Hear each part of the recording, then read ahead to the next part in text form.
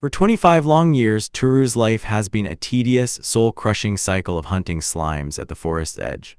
He strikes down a wiggling creature, its corrosive fluid splashing across his blade. But a simple flick of his wrist and a whisper of restoration makes the worn-out steel shine like new.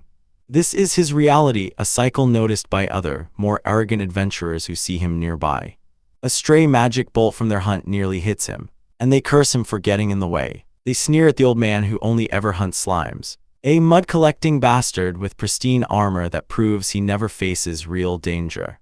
This is the price of his skill, restoration, granted to him by the gods 34 years ago. A power useless in combat and limited to restoring monster-related items. At the city gate, even the guards mock him, calling him Pops and telling him to retire, flashing his lowest class G-rank adventurer badge as proof of his failure. At the subjugation counter, the receptionist looks at his haul of slime fluids with disgust. But before she can refuse, the same bullies from the forest cut in line. They snatch his payment pouch, claiming it's theirs for the trouble he caused. And when he tries to stop them, they shove him violently to the ground. The bag bursts, splattering slime fluid all over the mortified receptionist. As another guild worker chides the girl, Toru silently cleans up the mess with his skill, taking his meager payment of 95 copper pieces and leaving without a word. His next stop is the butcher shop, where he sells a horned mole he hunted. The shopkeeper is always grateful for his clean kills, even slipping him a secret bonus from the boss. With his earnings for the day secured, Toru wanders into a dark alley, where he lays out the rest of the mole meat for a few stray cats who greet him affectionately. He waits for a third one that never arrives before heading back to his room at the boarding house. He collapses onto his bed, the weight of another identical day pressing down on him, knowing tomorrow will be the same. But tonight is different. He checks his skill point device, and a fire ignites in his weary eyes. He's finally gathered enough. He approaches a locked closet in his room, his heart pounding, and inside sits a girl, frozen in time. This is Sora, the reason for his 25-year ordeal. His mind flashes back to that horrific day when monsters poured from the great abyss and invaded their village. They ate the villagers one by one, and as a young Toru fled with Sora and his grandfather, they were ambushed. A flying beast dove for him, but Sora pushed him out of the way, taking the fatal blow herself. In a desperate act, his grandfather, a priest, cast stagnation on her, freezing her in the moment before death. He told a horrified Toru that there was only one way to save her. He had to raise his restoration skill to level 10. It was a path of suffering, but Toru swore he would do anything to bring her back to life. With no combat skills, he spent years learning to evade and counterattack, even losing half the strength in his left hand saving a child. He watched countless beginners surpass him, all while tirelessly hunting weak monsters, his resolve never wavering. And now the moment has come. He opens his skill tree, pouring all 10,000 points he saved into it. The branch blooms and his restoration skill finally hits level 10. The restrictions have changed. It no longer works on just items but on targets. Remembering his grandfather's words, he first tries to restore the ashes left behind after his passing. But the skill fails. He can't bring back a soul that's already gone. Steeling himself, he turns to his crippled left hand. Activating restoration, he sees a vision of the moment he was injured. A new ability called Time Continuum Perception. A surge of power floods his hand, and for the first time in years, he feels the blood flow as he clenches his fist. It worked. With trembling hope, he turns to Sora. Placing his hand on her shoulder, he activates his skill. A torrent of memories flashes before him. But Sora remains still. Despair begins to creep in, until her lips twitch and her eyes slowly open. She wakes up utterly bewildered, asking if she's in another world. Toru gently explains that his grandfather used stagnation to save her, and it took him a long time to gather the money for her treatment. She asks about her other friend who was with them, but Toru, though pained, says he hasn't heard anything, deciding to keep the rejuvenation of his body a secret for now. But his old habit of scratching his chin gives him away. And with a cry of Toru-chan, she realizes the truth and leaps into his arms. She knew all along because his grandfather had used stagnation on her before. Tears stream down her face as she thanks him for being alive, for becoming so cool. The next morning, Sora wakes up beside him, and is ecstatic about her first meal in 25 years, a comment that puzzles their landlady, Yuril. Sora happily declares her intention to become an adventurer to help Toru. To prepare, Toru borrows Yuril's old, rusted armor, and to her amazement, uses restoration to make it look brand new. The gear fits Sora perfectly, and they set off for town. In the bustling city, Sora worries about Toru's reputation. but she tells him she's proud of him for enduring 25 years of hardship for her sake. At the Adventurers Guild, Toru registers Sora, cheekily telling the receptionist they are a married couple to avoid awkward questions. A soul analyzer reveals Sora's rare reverse magic, a skill that can bounce back enemy attacks. With her registration complete, Sora proudly holds up her matching adventurer tag. Their celebration is cut short by the same drunken bullies who now try to recruit Sora, insulting Toru in the process. Toru simply grabs the leader's shoulder and the man suddenly collapses, completely drunk. He does the same to the others, explaining to a confused Sora that he simply restored them to the state they were in when they were drunk. As they walk away into the sunset, Sora asks about his dream. Toru admits that after 25 years in one place, he just wants to travel and keep adventuring. With a radiant smile, Sora reaches for his hand, promising to adventure together with him. And on that day, the solo adventurer finally found his party. Toru and Sora walk the path through the goblin's forest when a horned mole erupts from the ground, charging straight for them. Sora cries out his name in warning, but Toru is unfazed, a calm confidence in his eyes as he holds the creature's severed horn. With a deft sidestep and a casual flick of his sword, he deflects the beast's attack, sending it tumbling away. He notes that it ran but tells Sora not yet, urging her to use her power next time as he hurls his sword with impossible speed and precision. The blade finds its mark, and as the mole squeals its last breath, Sora casts her spell, Reverse. The fatal wound vanishes, leaving the creature dead but physically whole. Toru inspects their kill, remarking that she might have overdone it since the horn is gone, but he quickly reassures her he can handle it. Placing a hand on the mole, he activates his own skill, Restoration, and a golden light envelops the corpse, flawlessly repairing all damage. Sora is stunned, asking if he revived it, but Toru clarifies that he can only restore a body to its state just before death, a truth he demonstrates by casually snapping the perfectly reformed horn from its head. Sora calls him sly for the trick, but he brushes it off as a simple way to increase their income. She's still amazed at his speed, and he explains he's been using his restoration skill on his own body all day, allowing him to move better as he gets used to the enhanced senses. The implication makes Sora blush furiously. He recalls how Sora's supposed time continuum perception was actually a far superior spatial perception ability, which allowed him to perfectly predict the mole's movements. As they continue, Sora seems a little disappointed, explaining that a battle that would have taken her 20 minutes alone was over in less than 3 with him. Toru just smirks, declaring they'll be able to venture deeper into the forest much sooner than expected. They stop for a break on a scenic hill, where Sora offers him some incredibly salty cured meat. Toru calmly shows her how to slice it thin and pair it with cheese and biscuits, turning the salty snack into a delicious meal. He comments on the well-maintained path, and Sora explains the forest is a logging area for the city, making them more like beast exterminators than true adventurers. Sora proudly tallies their kills, only for Toru to crush her spirits by explaining that because they fought together, the points were divided and rounded down, leaving her with only 1 point from a slime she killed herself. She looks at him with adoration, calling him cool for spending 25 years adventuring just for her, and he tells her that's precisely why they are heading deeper to hunt the goblins that gave the forest its name. In the dense woods, a rustle in the bushes puts them on high alert. Toru warns her to stay focused, as goblins hunt in packs. Suddenly, a horde of shrieking goblins swarms them from the trees. Toru's gaze turns ice cold as he faces the onslaught. He moves like a phantom, his sword a blur as he cuts through the monsters, effortlessly dodging and weaving through their clumsy attacks. He pierces one through the eye, and fells another mid-leap, ending the fight in a matter of seconds. Sora breathes a sigh of relief, remarking on their ugliness up close. Toru teaches her to collect the proof of subjugation by cutting off the right ear, and then to find the monostone or goblin seed in their necks. They return to town with a heavy bag of spoils, Sora happily singing about their big catch.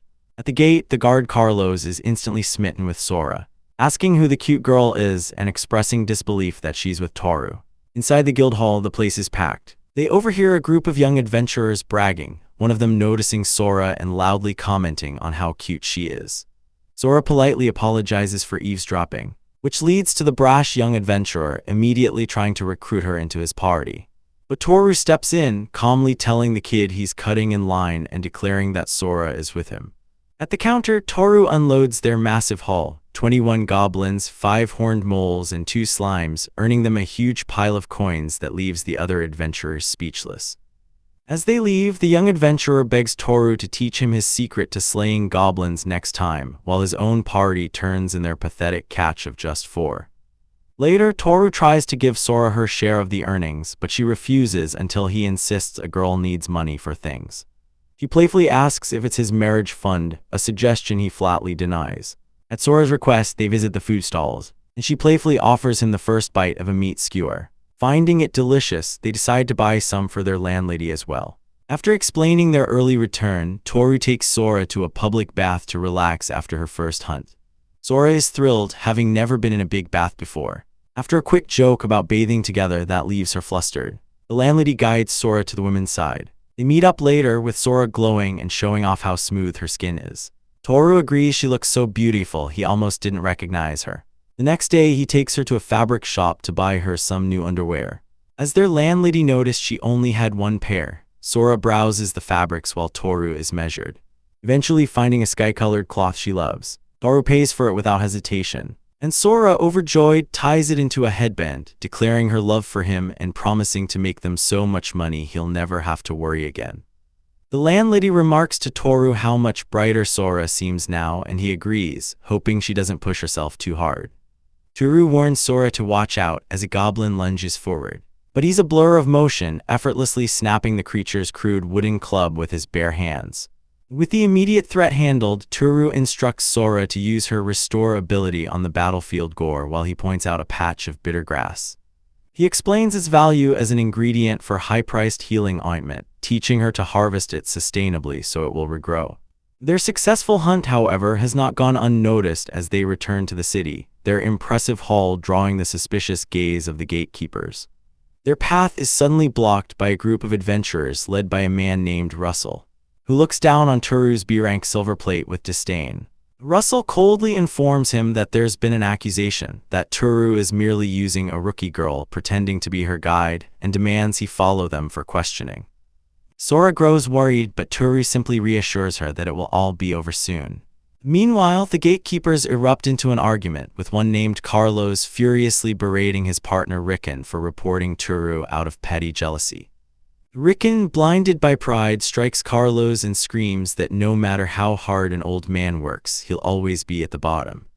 A brief flashback reveals the source of Riken's inner conflict. The very man he resents once saved him with a potion when he was a terrified rookie. Toru and Sora are led to a strange training ground, a place where martial arts and magic are sealed unless used against monsters. Toru calmly tries to explain the situation, stating he is genuinely trying to nurture Sora's career, but Russell just smirks, challenging him to prove his worth in a duel. After disdainfully picking through a rack of wooden practice swords, Toru finally selects one, much to Russell's annoyance. The moment the match starts, Russell unleashes his full fighting spirit, intending to crush Toru in a single blow. But as the B-ranker lunges, he finds his martial arts have been completely sealed. Toru, with a look of utter boredom, easily sidesteps the attack and shoves Russell to the ground. He declares the match over and turns to leave, his opponent utterly humiliated. But Russell isn't finished. His fighting spirit reignites and he unleashes a raging fire strike, his sword bursting into flames.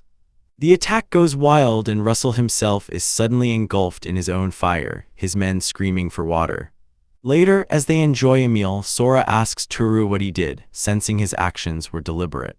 Toru reveals his secret. He used his restore skill on the wooden sword, reverting it back to its skill tree state and sealing Russell's abilities. He explains that by observing Sora's skill tree, he discovered his own skill could not only regrow branches but also restore them, effectively refunding skill points at will. The trick, he admits, is that it only works because their skill trees have a single branch, a detail he concealed by provoking Russell. That night, Toru reveals he has an idea of who was behind the attack: a woman. He enters a tavern and is greeted by Platinum Flame, an A-rank party of 2 women named Stracia and Nynessa. Old acquaintances from his training days. Their reunion is interrupted by the Adventure Bureau director, Daden, who is arguing with his vice director, Saku, over a desperate plan to retake a fallen district. Saku sneers, revealing he was the one who sent Russell after Toru, claiming a talent like Sora shouldn't be wasted on someone like him. He demands Toru hand her over, but his rant is cut short when Nainisa notices a scar on her neck has vanished.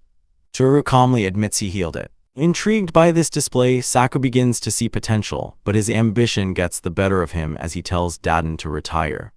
Just as the tension peaks, Daden clutches his head, shouting in confusion as a full head of thick, dark hair suddenly sprouts from his scalp. Toru takes a slow sip of his drink, casually admitting he made the director look a bit younger. Daden panics, realizing that if this power becomes public, Toru will be hunted. Unfazed, Toru lays out his conditions. They will not interfere with him, and they will eliminate anyone who does. As collateral, he makes a bold promise. In just 6 months, he will reach their A-rank status. Saku scoffs at the idea, but Daden, his old master, laughs heartily. Toru declares his true ambition is to follow in Daden's footsteps and one day become a great hero. Moved by his conviction, Daden agrees to handle any trouble that comes his way, and Saku reluctantly accepts the terms. His business concluded, Toru pays his tab and exits the tavern into the night, leaving a room of shocked and intrigued high-rankers in his wake. With a massive haul of 2 giant caterpillars, Toru decides to process the meat, planning to sell one whole, divide the other, and save some for later. But hunger gnaws at him, and he tells Sora they're taking a detour before heading back for a meal. A cryptic smile plays on his lips as he mentions they will be delighted by the fresh meat. His detour leads them to a derelict alley where he calls out, much to Sora's confusion, and 2 stray cats emerge from the rubble. Toru apologizes to the felines for being late, revealing they are the special guests he'd been feeding for months. He jokes that it took half a year for them to finally get attached to him. But as he offers them a piece of meat, his senses suddenly scream a warning: they're being watched.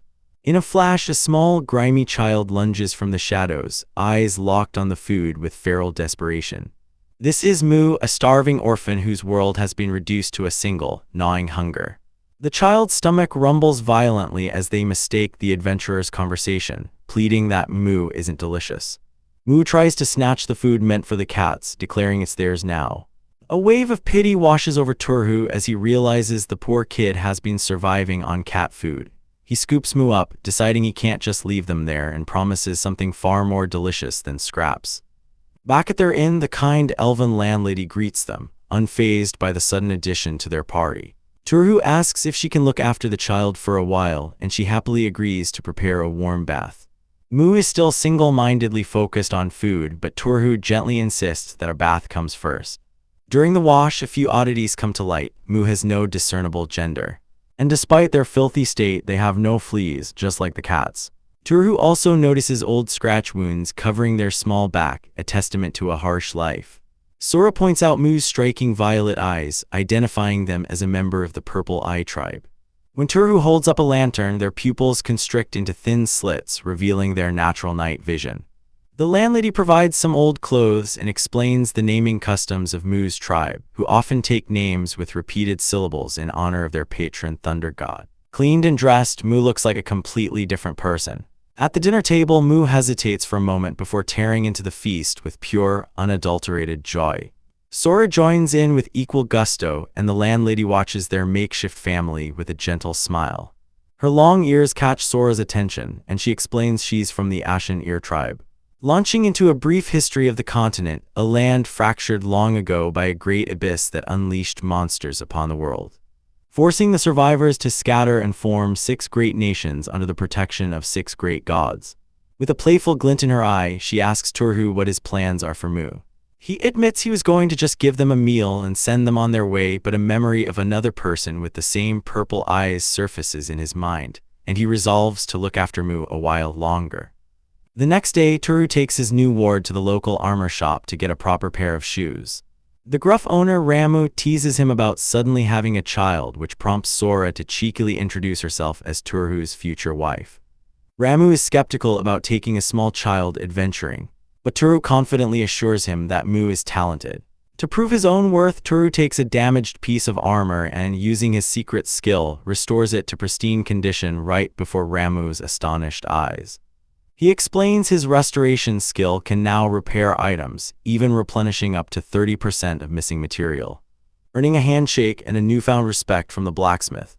Their next stop is the Adventure Bureau, where they immediately attract attention. Mu, fascinated by the request board, asks to write on it.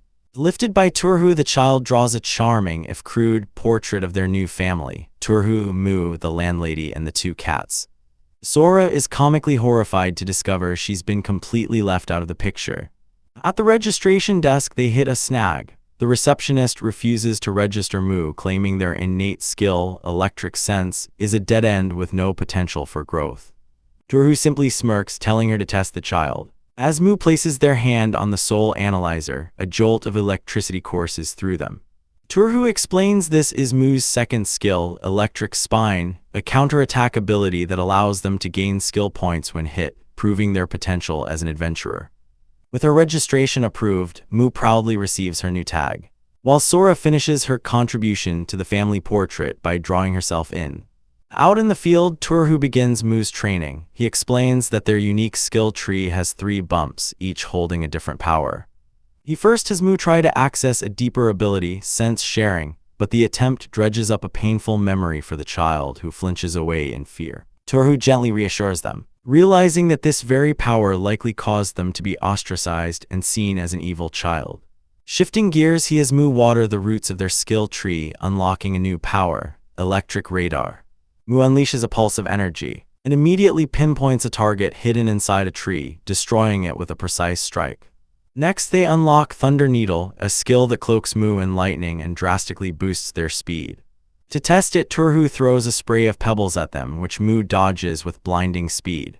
Having mastered their own powers, Mu asks how to share them. Following Turhu's guidance, they successfully transfer the Thunder Needle effect to him. Now supercharged, Turhu declares the hunt has begun. Their efficiency is off the charts, and they return to the guild with a mountain of monster materials, shocking the staff. Their haul is so great it earns them a hefty pouch of silver and copper.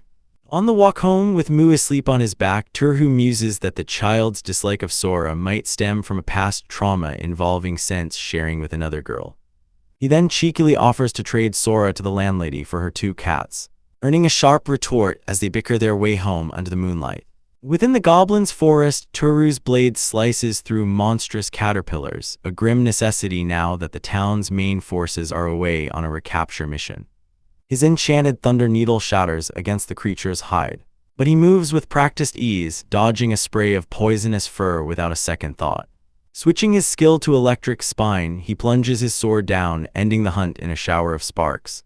The fight is over in an instant. As his companions, Sora and Mu, prepare to burn the dangerous fur, Mu gets a little too curious, and his carelessness is rewarded with a terrible, itching rash. Turhu sighs, placing a hand on the boy's arm and channeling his restoration skill, curing him instantly. Sora teases him, remarking that he acts like a real father and ought to find himself a wife. After dealing with the monster remains, they head back to town, with Turhu promising to carry Mu if the journey becomes too much. Their return is interrupted by a smarmy guard named Carlos, who gets far too familiar with Sora for Turhu's comfort. The situation escalates when Carlos zeroes in on Mu, getting uncomfortably close and demanding to know who the kid is. Turhu's protective instincts flare as he steps between them, his mind racing, wondering how this suspicious man could possibly know Mu's name. Later that evening, Turhu counts their earnings, a meager 2 silver and 18 copper coins. Calculating that their slow progress means it'll take 2 months for the kids to level up. Walking through the market, Mu marvels at the street food, and Sora generously buys skewers for everyone. As they eat, Sora suddenly suggests a trip to the bathhouse, a plan Turhu readily agrees to. At the entrance, Mu protests being separated from his guardian, but is quickly pulled into the women's bath by Sora. Inside, Sora sinks into the hot water, reflecting on the strange turn her life has taken. She asks Mu if he loves her, and the boy, floating peacefully, admits he doesn't know, but that he doesn't hate her either, which seems to be enough for Sora. After their bath, they enjoy cold apple cider under the breeze of a magical fan. Reunited with Turhu, Mu feels completely refreshed, and his spirits lift even higher when Turhu announces they'll take the next day off. Their rest is short-lived, however, as the inn's landlord approaches Turhu with an urgent request. Help repair the town's outer wall, which has been neglected for 9 long years. Turhu agrees, knowing the town is vulnerable with its main forces gone. He also reveals his Electric Radar has detected a worrying increase in goblin activity lately. a fact driven home by a grim nightmare of a crucified man. The next morning, Toru takes Mu to the wall, the sheer scale of the damage worse than he imagined. He sets Mu down to play with some cats while he strategizes. A simple restoration won't cover such a massive area. He needs a more nuanced application of his power, recalling how he can search his skills parameters with keywords. Focusing his mind on the word flawless, he finds what he's looking for, and channels his energy into the wall, magically sealing the cracks and stones over a 50-step distance. While his skill recharges, he decides to practice with the new iron sword he acquired. But its weight is unfamiliar and cumbersome. By day's end, the northern section of the wall is fully repaired. Their day off over, the party heads back into the forest to hunt an armored bull, a creature whose defeat will upgrade Toru's adventurer plate to blue. Much to Mu's excitement, Mu uses his electric radar for 2 hours straight. But what they find isn't a boar, it's a goblin nest teeming with creatures pouring out of a dark cave. Led by a hulking hobgoblin, this is a full-blown outbreak. Toru realizes they've stumbled upon a dungeon entrance, a black hole spewing forth monsters. He knows they can't fight this horde alone. Their only option is to warn the nearby sawmills and retreat. He lights a special incense, its acrid smoke repelling the goblins and covering their escape. Elsewhere in the forest, another party's hunt goes horribly wrong, as they're ambushed by a mutated multi-legged armored. One of their members, Riharu, charges in recklessly and is swatted aside like an insect. Their leader, Sisson, tries to buy time for the others to escape, but he is brutally gored and tossed into the trees. The magic user, Elysia, watches in horror, her healing magic too weak to save him. As the beast turns on her, Riharu screams for her to run, but she stands her ground, refusing to abandon him. Their archer, Hisoku, lands a desperate shot but is frozen by fear and promptly trampled. With her magic spent, Elysia casts one final healing spell, saving Riharu's life. As the boar charges for the final kill, just as all hope seems lost, Toru appears from nowhere, standing between her and the monster. He tells her she did well, then turns to face the beast, ordering Sora to tend to the wounded while Mu lends him power. Toru meets the boar's charge head-on, but his thunder needle slips on its thick hide. Thinking fast, he uses the terrain, leading the beast on a chase toward a giant, ancient tree. He leaps onto the trunk, using it as a launch pad to flip over the monster's back and deliver a killing blow from above. The surviving adventurers can only stare in awe at his incredible speed and power. After checking on the exhausted Elysia, Toru explains that the boar was a special gene mutation, a sign that monster territories are shrinking. He tells them about the Goblin Cave, and the other party's leader immediately pledges to follow him. Deciding to warn the sawmills, they split up, with the new allies heading south while Toru's group rushes north. Toru bursts into the northern sawmill, yelling that a goblin outbreak is coming from a nearby cave. The workers waste no time, lighting a red smoke signal to warn the town. As they flee, they see another red signal rising from the south. They race back toward the city, knowing its defenses are weak. At the gate, Toru tells Sora and Mu to go ahead and stay with the landlady, cryptically stating she is 100 times stronger than him. He gives Mu a small blade, promising he will return as soon as his work is done. After they leave, Carlos appears, questioning why Toru is leaving during a crisis. Suddenly, a blue smoke signal rises in the sky, a sign of trouble from the south sawmill where the other adventurers went. Realizing they are in danger, Sora declares she will go help them. Carlos tells Sora-chan she can't go because she's too young and has only been an adventurer for 10 days. But the little girl Mu insists it's her job to guide people through the forest. Suddenly, panicked civilians flee past them, shouting about a giant boar loose in the woods. They admit their escape was delayed because they didn't believe the initial warning from the adventurers, only realizing the danger was real when they saw a group fighting the beast to buy them time to escape. One of the men barely grumbles that it's the adventurers' job anyway. Just as Mu despairs over her helplessness, the monstrous boar crashes through the trees, charging straight for them. With no time to think, Sora activates her skill Reverse, and the beast's deadly charge that was meant for her instead impales one of the fleeing civilians in a gruesome display of redirected fate. Grabbing Mu, Sora yells for her to hold tight as they race for the outer gate on a sled. The boar recovers and gives chase, but they just barely make it through the gate as it slams shut behind them. A brief flashback reveals the boar's backstory. Toru and his party were buying time, luring the beast around obstacles. Though the sawmill workers could escape, the battle is swiftly ended by the arrival of the powerful spearman, Carlos. He moves like lightning, mocking the boar's slow speed before crippling its legs and spearing it through its open mouth. With a final, crackling electric flash, he obliterates the monster, casually remarking that the rumored outbreak was nothing to worry about. Back in the present, Sora's relief turns to pure terror as she realizes Mu is gone. She desperately questions the civilians who haven't seen the child since they passed the gate. Sora throws herself at the gate, but the people hold her back, accusing her of trying to kill them all. The gatekeeper Rickon snaps a heavy lock into place, coldly telling Sora that the child is already dead and he won't let her endanger everyone else. The civilians, however, turn on the guard, reminding him that Sora protected them while he was trying to lock them out. Sora is racked with guilt, remembering Mu's quiet resolve. The little girl had jumped off the sled to lighten the load and save her. It's all Sora's fault for not listening to Toru in the first place. With tears streaming down her face, she begs the universe for Mu to stay alive.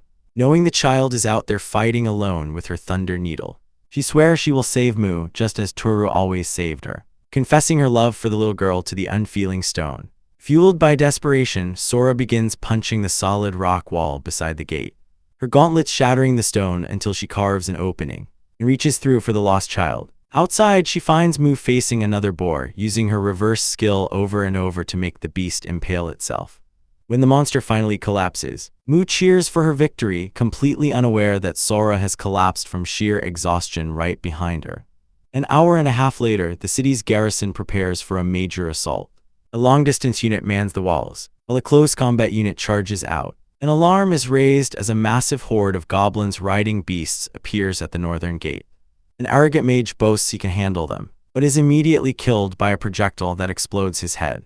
The battle is chaos as earth mages raise shields, archers fire volleys, and other mages rain down destruction. The tide turns when they spot hobgoblin shamans using corrosive magic, but a skilled archer takes them down with a tracking arrow. The commander of the ground troops unleashes a massive, roaring thunder attack, wiping out a huge swath of the enemy. But the victory feels hollow. The general realizes the enemy attacked their most fortified wall while their leader was absent, concluding with dawning horror that this was all a diversion. Elsewhere, Toru is reinforcing the southern wall when he discovers hobgoblins hiding in the woods. He immediately understands the northern attack is a feint. He knows he can't get help in time, and flashing back to the peaceful life he wants to protect. He sees the hobgoblins beginning to tear down the wall he was just repairing. He resolves to fight, tapping into the residual power from his earlier battle, and launching himself into the goblin ranks with blinding speed. He feels a sudden oppressive presence, and spots the hobgoblin chief commanding the assault. The wall is breached, and 10 hobgoblins pour into the city. Toru meets them head-on, a whirlwind of steel against a tide of monsters. But he is overwhelmed. A goblin blade sinks deep into his stomach. Roaring in agony, he rips the sword out, tearing the goblin's arm off with it, and prepares for a final stand. Just as the horde closes in, a strange spell, cold slumber, washes over them, putting every last goblin to sleep. Toru looks up to see his landlady standing there with her broom, welcoming him back as if nothing happened. Surrounded by goblins, Toru is stunned to see his landlady standing beside him, broom in hand, realizing this is probably why the rent is so cheap. Before he can even process the situation, the goblins around them are instantly frozen solid. He knows he has to act fast before the hobgoblin chief and its troops arrive. The landlady offers her aid, though she admits she won't be able to fight for long. As a group of goblins charges from a collapsed wall, she calmly casts Cold Slumber, granting them a peaceful, frozen rest. While they are incapacitated, Toru slices through them with deadly efficiency. The landlady follows up with another spell, Frozen Crystals, shrouding the entire area in a thick, chilling fog. That makes the goblins stumble in confusion. Toru cuts them down one by one, amazed to see that the tiny ice crystals have completely halted the hobgoblin's regenerative abilities, making his job easy. But the barrage of spells takes its toll, and the landlady suddenly staggers, exhausted. Toru rushes to her side, realizing the immense magical energy she must have used, and resolves to use his restoration skill to revert her to a point where her power was at its peak. Suddenly, a massive fist smashes through the stone wall, revealing the hulking form of the hobgoblin chief. It roars, its presence dominating the battlefield. The landlady, feeling better after a quick restoration of her hip, insists she can walk, but Toru tells her to stand back. He declares that this is just like the test to become an E-rank hero and that he'll handle it himself. The chief lets out a deafening roar. Its skin like armor and covered in thick boar's fur, Toru knows a normal slash won't work, so he decides to aim for its head or limbs. He deftly dodges a crushing blow, encounters with a slash, but his blade just glances off the beast's protected flank. Even worse, any minor damage he inflicts regenerates almost instantly. Changing tactics, he dashes in close and thrusts his sword directly into the hobgoblin's eye. The monster screams in agony, stumbling blindly as Toru presses his advantage with a flurry of attacks. But in its rage, the chief manages to grab him, pinning him against the wall. In a brilliant, twisted move, Toru places his hand on the hobgoblin's face and casts Restoration, instantly healing its eye. The shock of the sudden, paradoxical sensation overloads its brain, and the massive beast collapses, defeated. As the dust settles, Toru becomes flustered by the landlady's praise and her youthful beauty. He then spots a trail of blood and worries the children might have seen the brutal fight. But thankfully, they haven't noticed a thing. With his restoration uses depleted, the landlady offers to keep watch while he heads back to the gate. Already planning their victory dinner, at the city entrance, he finds his party safe and sound. Carlos explains they teamed up with the attack unit and wiped out the remaining monsters in the forest, telling Toru he owes him one. A moment later, Sora and Mu rush towards him, joyfully shouting "Toot-chan" as they tackle him in a hug. Mu tearfully tells him she finally understands what it means to put your life on the line for someone else. Toru is deeply moved, embracing them tightly, just glad they're safe. He smiles, seeing the two rivals finally getting along like true sisters. The next day in a bar, two officials discuss the attack, linking it to the destruction of a nearby dungeon. They criticize the city's poor response but praise the passing adventurer who saved the day, laughing about how he prevented a major disaster. The old man, Toru's former master, reflects with immense pride on his foolish disciple's growth. Hearing the rumors of a nameless hero and a beautiful elf with a broom, he raises his mug, proud that Toru has become a man far beyond his expectations. Later, Carlos tells Toru he's quitting the Gate Guardians to leave the city with his disgraced partner, asking him to tell Sora he's a cool guy. Toru refuses to lie, and they share a respectful fist bump. As a parting gift, Carlos gives him a knife, demonstrating his own skill by polishing it to perfection before breaking down in tears, insisting his ability isn't useless at all. Toru quietly agrees, acknowledging it as an amazing skill. That night, the group celebrates with a feast of armored boar. Toru mentally debates the awkwardness of his landlady's restored youth, concluding that she seems to like it. The whole house enjoys the meal, sharing a moment of peace and happiness. The landlady presents Toru with an adventure tag with a blue border, a reward for his deeds. The kids cheer, saying he'll be F rank in no time. Taking a leap of faith, Toru asks the landlady to join their party and go on adventures with them. She declines, claiming her age would be a burden, but Toru senses another reason. He grabs her hand, using his ability to see her history, and discovers a dark, cracked orb embedded in her skill tree, a curse called growth obstruction. She confesses this is why she had to quit adventuring, recounting how she was once known as the Cursed Witch, and was forced to become a teacher instead of a hero. Mu asks if restoration can fix it, but Toru explains he can't remove something from the trunk of the skill tree. Curious, the family gathers to look at the landlady's skill tree through Toru's power. As they watch, Sora steps forward and thrusts her hand toward the curse, unleashing her reverse skill. In a flash of light, the growth obstruction is transformed into growth acceleration. Toru stares in disbelief. Sora just laughs, saying she thought it might work. The landlady, overwhelmed and speechless, pulls Sora into a tight, tearful hug. Her decades-long curse finally broken. The whole family laughs as Sora complains about being squeezed too hard, finally whole and happy together. Toru's party arrives at a surprisingly empty adventure bureau, ready to register their newest member. They approach the counter where a receptionist named Marika warmly welcomes them to register the elf, Ural.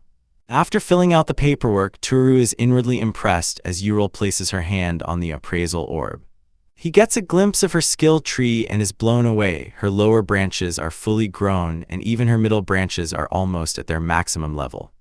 The receptionist is equally stunned, stammering that Ural could be C rank, before excitedly shouting that she has decided to make her a B rank adventurer. A cold dread washes over Toru. New adventurers are supposed to start at G rank, and if their ranks are more than 2 apart, they can't form a party together. He quickly interrupts the process, but his business is delayed by another party arguing with a clerk about the identity of the mysterious Hiro-san. A haughty noblewoman named Betchina complains about the lack of progress, completely oblivious that the hero she's so curious about is standing right there. The clerk explains that recent system changes allow new adventurers to start at a higher rank based on their skill tree. And Toru curses his carelessness, realizing he can no longer use his restore skill on the landlady's tree now that it's been officially measured. Just as things get complicated, a man from the support department named Shika steps in. He offers a compromise. He can't make a huge change, but he can lower Ural's rank to C. To form a party, however, Toru's group will need to be at least E rank. Shika smoothly suggests they take the E rank promotion trial by conquering the Goblin Cave, whose hobgoblin chief has conveniently respawned. As Toru agrees, Betchina finally recognizes him, mocking him for showing off before retirement. Unfazed, Toru casually admits he lied about his age, which flusters. Annoyed, she challenges him to a race to see who can defeat the dungeon lord first. The confrontation is cut short when Sora calls out to Tu-chan and introduces herself as his wife, leaving Betchina completely speechless. After a chaotic round of introductions where Betchina learns about Mu and her butler Godin, the noblewoman departs in a huff. With the commotion over, Ural receives her adventurer tag, and Toru promises they'll clear the cave quickly so she can join them. The next day, the party heads to the Goblin Cave, their goal to defeat the Hobgoblin Chief within 15 days. The challenge is complicated by the presence of minors. Adventurers must protect them, and fighting is forbidden while they work. Inside the pitch-black cave, Toru vetoes using a lantern, instead relying on Mu's superior night vision to guide them. Goblins appear almost immediately, but Toru is a whirlwind of motion, effortlessly deflecting a thrown rock and slicing through the monsters in a single fluid attack. In less than an hour, they emerge to find the miners just starting their lunch and calmly announce that the entire first floor is already safe. The miners, utterly stunned, are quickly shamed back to work. Over the next few days, Toru's party's terrifying efficiency becomes legendary among the miners, whose numbers swell.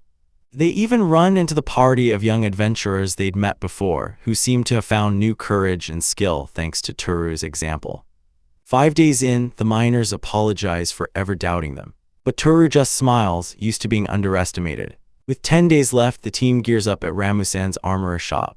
Mu gets a new hat, and Toru gets a magnificent new mantle made from rare snakeskin, a gift from the armorer who used leftover materials to help him out. Ramusan correctly guesses their mission is a race against time. On the cave's second floor, the monsters are more coordinated. The goblin shaman fires a rotten bullet at Sora, but her new mantle absorbs the foul miasma. Toru tells her to use her reversal skill, and she transforms the curse into a powerful defense buff, a technique he knows will be crucial for the final battle. Toru then executes a bold plan. He gathers all the miners to act as bait, drawing out every monster on the second floor at once. The other adventurers watch in horror, thinking the plan is suicidal. But for Toru, it's just another Tuesday. Mu locates the horde, and as his heart pounds in anticipation, Toru prepares to meet them head-on. By the time the other party arrives, the floor is silent and empty, scoured clean in a matter of minutes. This incredible pace continues for a week, leaving everyone in a state of shock. On the final day, Betchina arrives to see them off, still posturing about their rivalry. Mu playfully tackles her, insisting they can't be friends if they're rivals. With a crowd of supporters cheering him on, Toru leads his party to the final floor. After clearing the upper levels, they descend into a vast chamber where the massive hobgoblin chief awaits them in the darkness. Miles away, Ural calmly feeds her cats, patiently waiting for her friends to come home victorious. With the battle joined, Toru gives the signal, confident in his party's growth as Sora now wields both Thunder Needle and Electric Spine with practiced ease. He tells Sora not to get too pumped up, a smirk playing on his lips as he charges forward to meet the monstrous hobgoblin head-on. The beast roars, unleashing a crude rock projectile, but for Toru, the world seems to move in slow motion. He effortlessly shatters the attack with a single punch, his mind clear and focused, wondering if his foe was always this pathetically slow. The hobgoblin's arm bubbles and regenerates in an instant, but Toru is unfazed, shouting encouragement to his comrades as he prepares for the real fight. He clashes with the beast, the impact echoing through the chamber. It's all going according to plan. Sora reveals that stacking the reversal effect from the goblin's own attack has worked perfectly. Toru can feel the overwhelming power, a temporary buff that has made even his sword tougher than dragon skin. With this newfound strength, he blitzes past the monster's defenses and unleashes a final, devastating blow. The hobgoblin is annihilated, and as its body vanishes, the black hole marking the labyrinth's heart disappears with it. Mu excitedly praises Toru's coolness, but he knows their reward is yet to come. Kneeling down, he touches the stone slab that appears and receives his prize, accelerated healing. It's a bit redundant with his restore skill, but he figures it will be useful for minor injuries. He then lets Mu and Sora touch the stone. Mu gets physical strengthening, a perfect skill for an adventurer constantly on the move, while Sora receives pain relief. Sora is a little let down, as the skill only works on severe pain and feels useless for a vanguard like her. Toru muses that it's all down to luck, but an idea begins to form in his mind. He asks Sora to try using reverse on a skill, but it has no effect on the inanimate stone slab. Just as they're about to leave, a flash of insight hits Toru as he sees the stone slab's history. Telling the others to stand back, he casts Restore on the empty space where the stone once stood. The ground cracks violently. Into their absolute horror, the hobgoblin lord rematerializes from nothingness, immediately grabbing a terrified Sora by the hair. For a terrifying moment, Toru is frozen by a traumatic memory from 9 years ago, a vision of failure and loss. But this time is different. He's not alone. Mu screams for Sora to use her lightning skill, and Sora unleashes a powerful blast that stuns the creature. In that split second, Toru closes the distance, his blades singing through the air as he decapitates the monster once again. Sora, shaken but unharmed, confirms she's okay, noting with surprise that the pain relief skill actually prevented her from feeling anything when her hair was pulled. A second stone slab has appeared, confirming Toru's insane gamble. Using Restore on the dungeon's core resets the boss fight and the reward. He touches it, gaining physical strengthening while keeping his first skill. They repeat the process, with Sora getting accelerated healing and Mu receiving magic power strengthening. Realizing he has 6 uses of Restore left for the day, Toru calculates they can run this twisted gauntlet 2 more times. Through a montage of brutal, repeated battles, they farm the dungeon's skills until everyone possesses all 4 rewards. With their mission finally complete, Toru declares it's time to head back. As they emerge from the dungeon's entrance, they are met with the thunderous applause of their fellow adventurers. The dungeon itself crumbles into dust behind them, its purpose served. At the assessment counter, the guild official congratulates them on their unprecedented feat and hands them their well-earned E-rank plates. That night, they head to Choi's bar for a celebration party with their friends. The master and Saku greet them warmly, and Sora cheekily plops herself onto Toru's lap when she sees there's only 1 chair left. Mu doesn't recognize the bar's master at first until Sora reminds her he's the man whose hair Toru restored, prompting a round of laughter. The feast is magnificent, and Sora is blown away by the deliciousness of the food, especially the rock lizard meatballs and caterpillar legs. The chef explains that the secret is in the broth, telling her that the basics are what truly matters in any craft. This sparks an idea in Sora's mind. Meanwhile, Mu ignores Toru's warnings and tries a spicy meatball, promptly bursting into tears. Toru sighs, lamenting that while he can restore her mouth, her mood is beyond his power. Uriel gently comforts the sobbing child, and the master offers Toru some parental advice, explaining that selfishness is the other side of motivation and that he should simply listen when she's upset.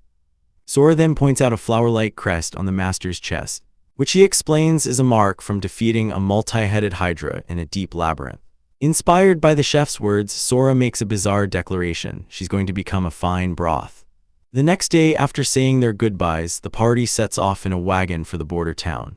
With Mu fast asleep, Sora joins Toru on guard duty, eager to talk. She explains her new goal: just as broth is the foundation of a good stew, she will master her reversal skill to become the foundation of their party's strength. Their journey continues until they arrive at a remote outpost next to a grimly named body of water, the Adventure Bureau Departure Point, River of Blood.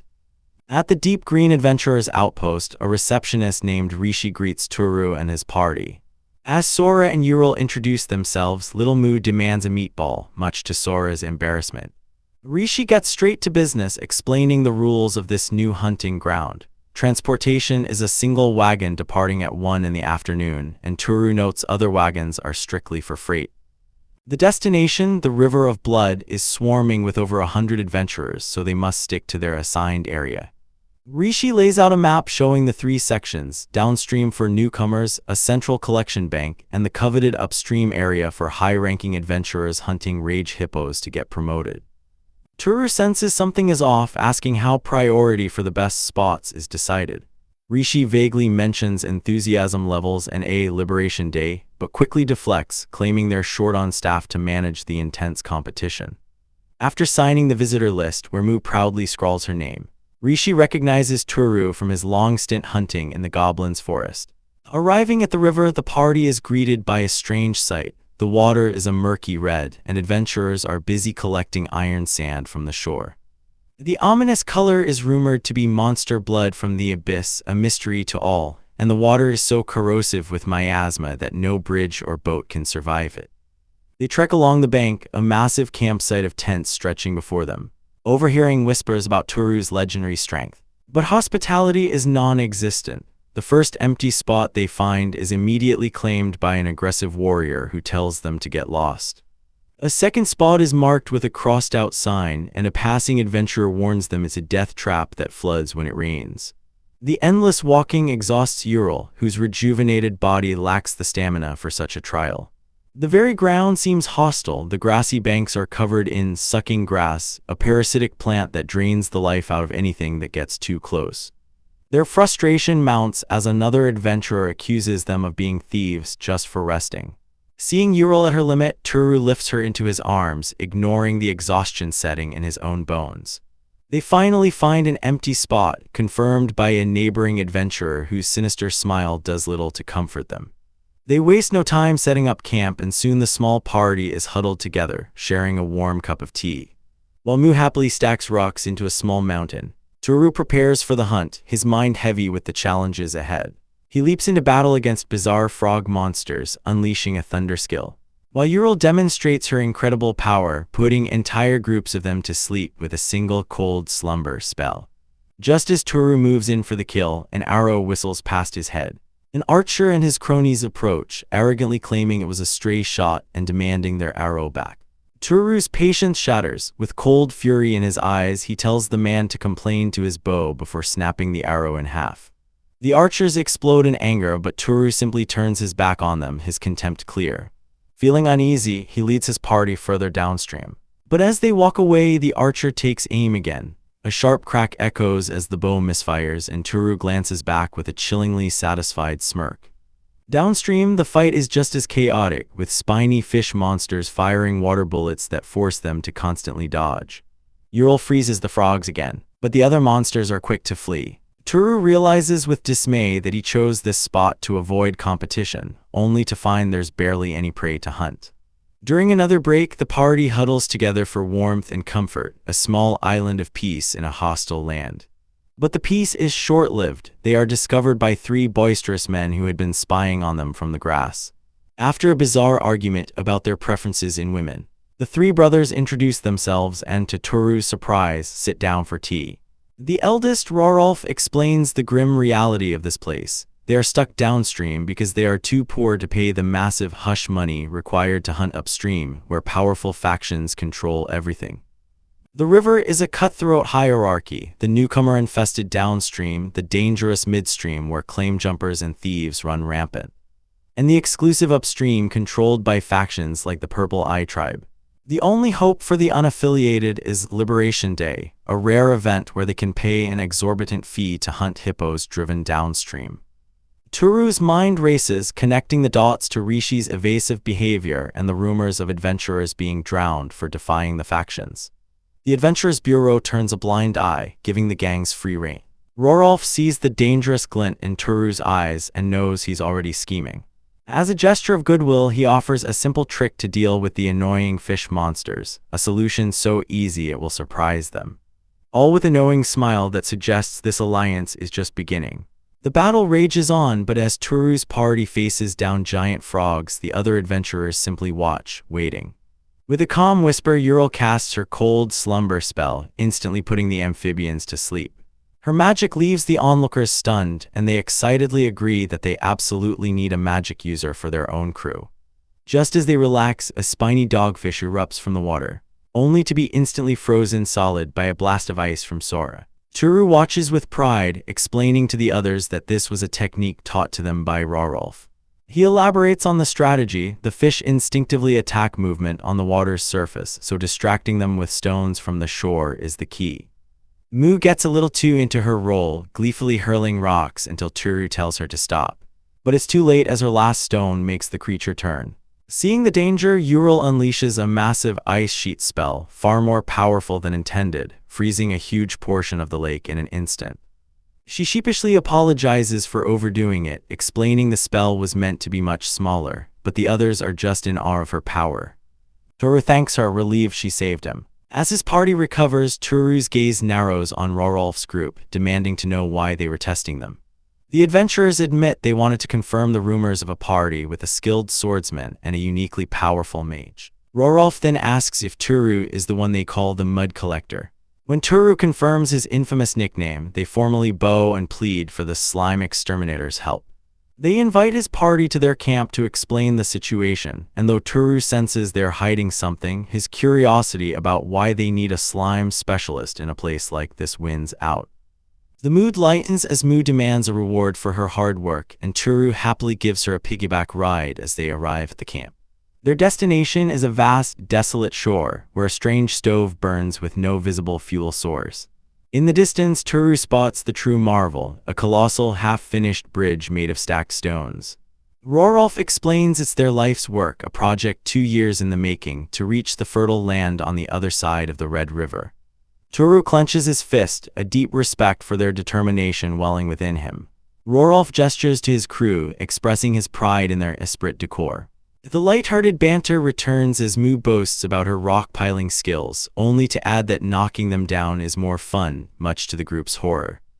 Before Rorolf can explain their true purpose, he introduces the rest of his crew, including the shield-bearer Dialgo and the napping twins Tapa and Tari. First, though, comes a feast. After making Turu swear secrecy about the bridge, they all sit down to a massive meal, where Rorolf raises a toast to the famous Mud Collector and his party.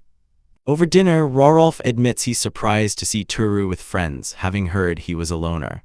Turu simply replies that a lot has happened, impressed by the bridge they've built with Rorolf's teachings.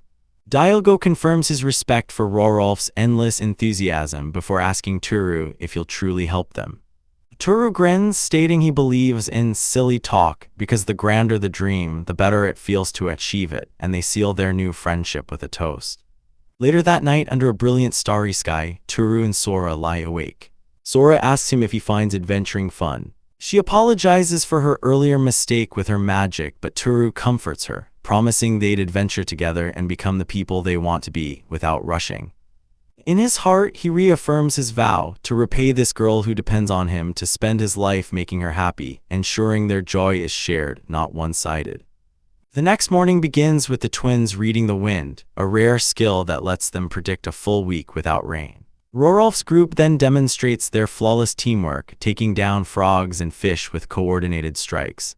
Arrows loosed in perfect unison, and brutal finishing blows. This, Turu realizes, is their daily routine just to clear the way for construction.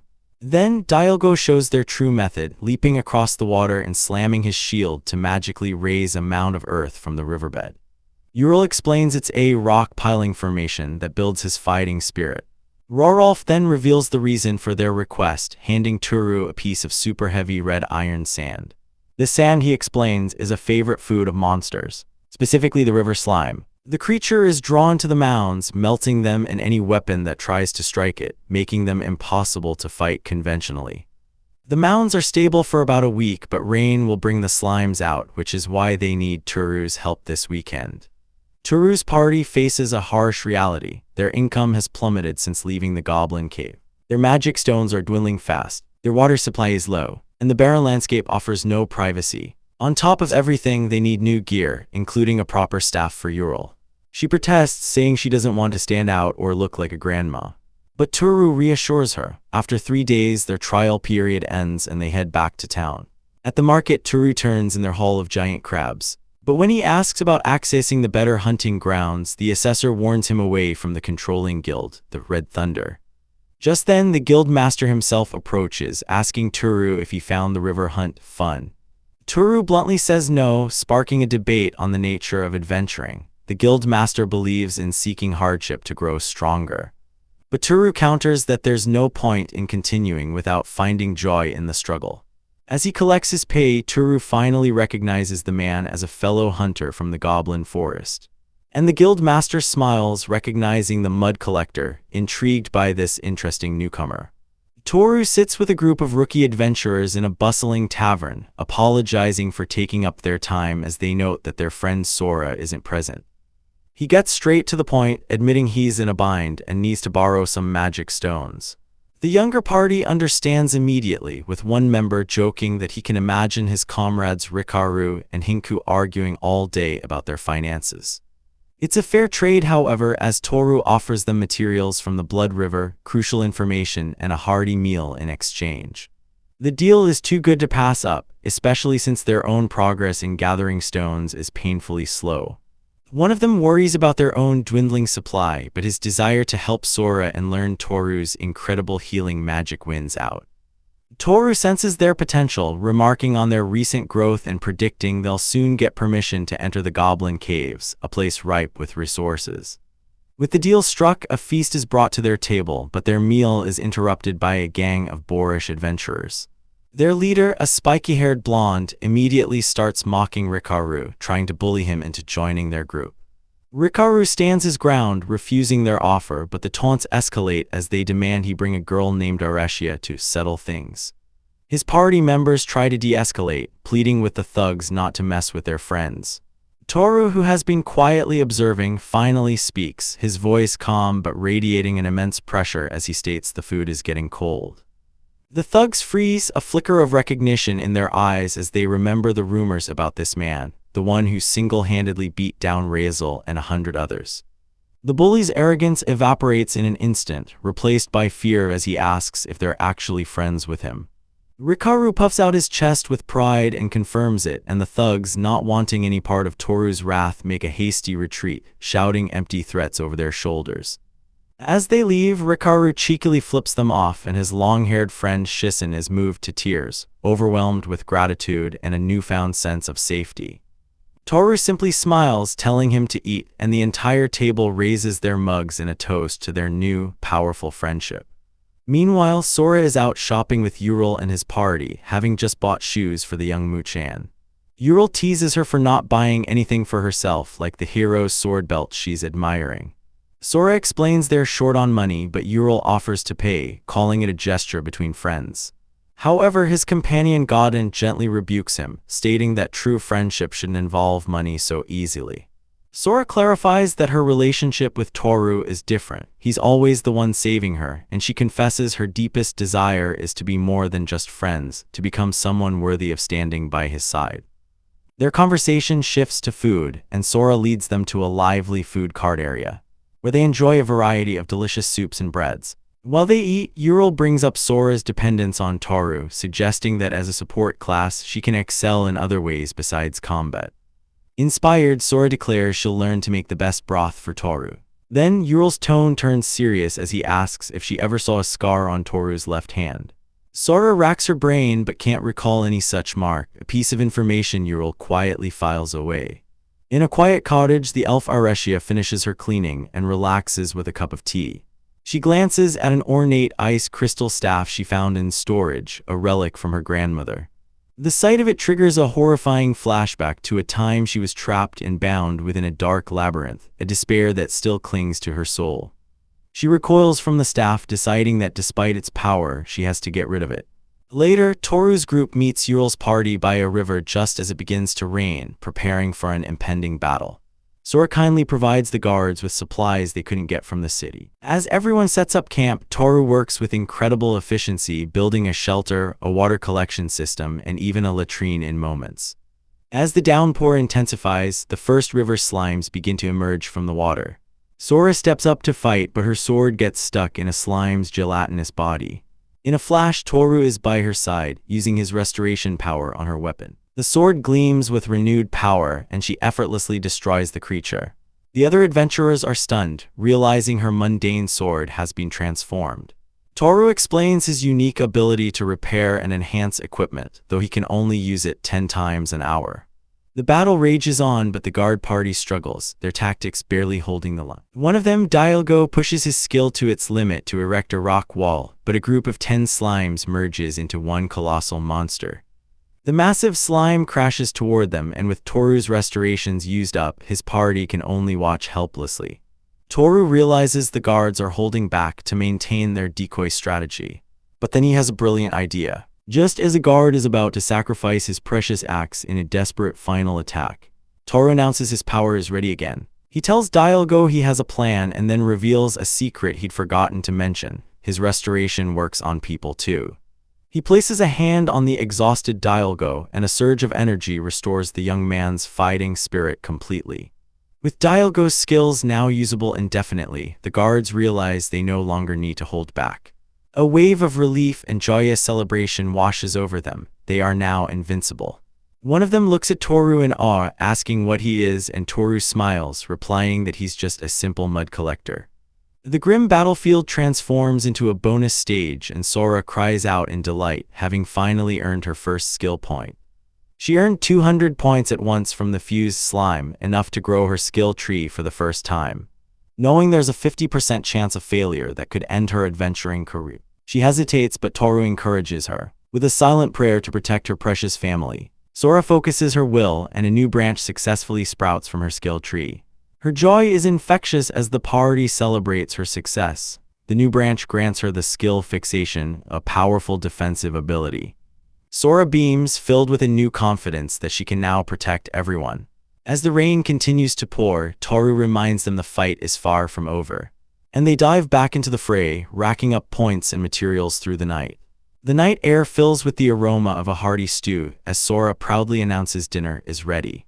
A meal filled with sausages, bread, onions, and yams. The party digs in, praising her cooking. One adventurer notes the distinct taste of mushrooms and apricot, while another remarks that every ingredient seems designed to help them recover from fatigue. The entire group eagerly requests seconds, but little Moo fiercely guards her own bowl, declaring that no one can have her portion. After scraping the pot clean, they thank Sora for the delicious meal. With their bellies full, Sora is told that a bath has been prepared for them, and she takes Moo to a makeshift steam tent. Moo runs around freely, but finds the steam bath itself to be annoyingly sweaty and hot, like hell itself. Sora, however, finds the experience refreshing, believing it's a pleasant way to wash by sweating. They emerge feeling invigorated by the cool night air. And while Moo would prefer a bath she can swim in, Sora is happy with the experience. The men decide it's their turn, and Toru is invited to join them for a drink. Inside the steaming tent, they raise their mugs in a cheer. But the relaxing bath quickly turns into a rowdy endurance competition. The men challenge each other, declaring that only those who can endure the heat can drink, with the loser having to shave off some hair. They gulp down their drinks, but one by one they succumb to the intense heat and flee the tent. Only Toru remains completely unfazed, eventually stepping out into the cool night with a small creature on his shoulder. The men lay exhausted on the grass under the stars, and even Toru admits that this kind of bath isn't so bad. When he returns to his tent, he finds Sora and Moo still awake. Sora explains that Moo couldn't sleep, so she was telling her a fairy tale. They all settle down together, with Moo and Sora resting against Toru, feeling at ease listening to his heartbeat. Toru closes his eyes, content in this moment of peace. Some time later, after 2 days of training in the rain, Moo's lower branches all reach level 1. With the weather now clear, Toru informs the others that he has an appointment in the city, and they agree to wait for him at the bridge pier. He and Sora arrive at a quaint house. They drop off Moo with an elf acquaintance, who promises to watch over the sleeping child while they are gone. As they head into the city, they notice a commotion ahead. They find a young adventurer named Aken brutally beaten on the ground, surrounded by smirking thugs who mock him for being so full of himself. Without a word, Toru's face hardens and he explodes into action, slamming a fist into a thug's jaw.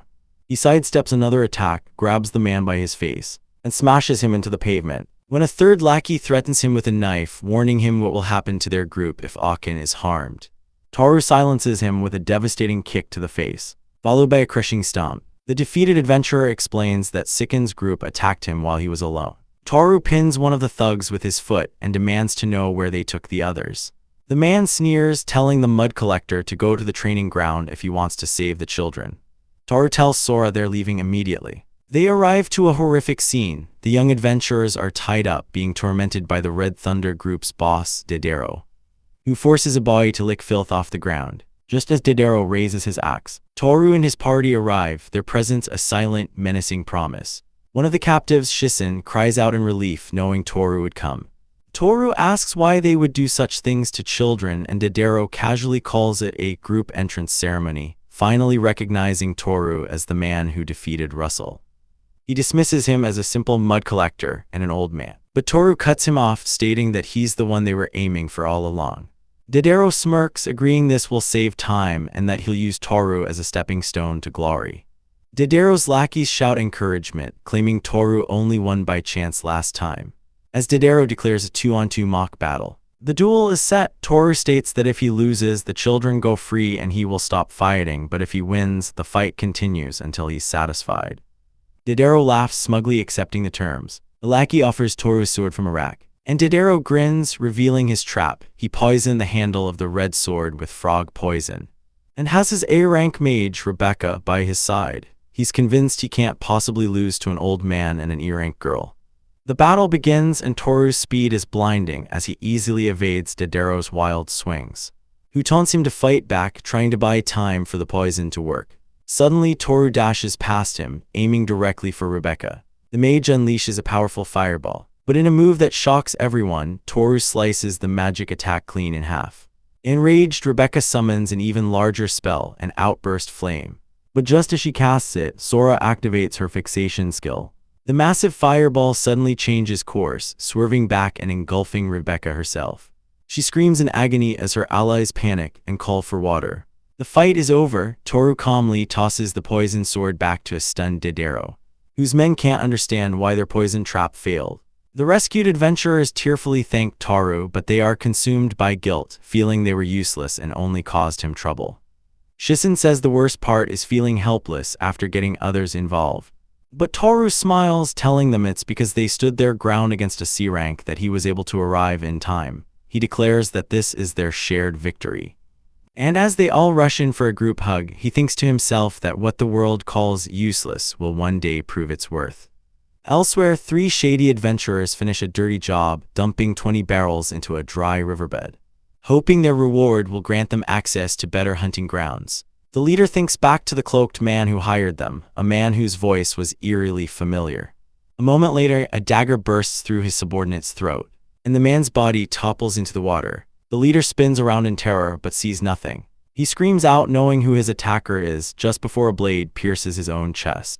A hooded figure emerges from the shadows, chiding them for being too talkative. The figure laments that he thought he could use them longer, but they weren't suffering enough, and he dispatches the final man. He then retrieves a glowing crystal from the water, musing that suffering is what allows people to reach greater heights. Unveiling a sinister grin, he whispers that he can't wait for what's to come.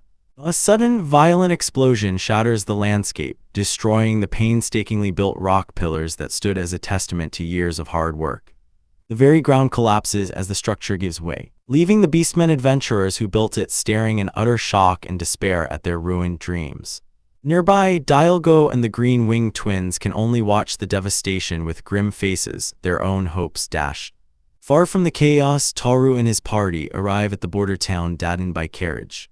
Having just defeated the Red Thunder Group, a carriage attendant offers Toru a special seat inside, a sign of his newfound fame, but the stoic warrior simply slams his coin on the counter, declaring that his companion Mu prefers the roof.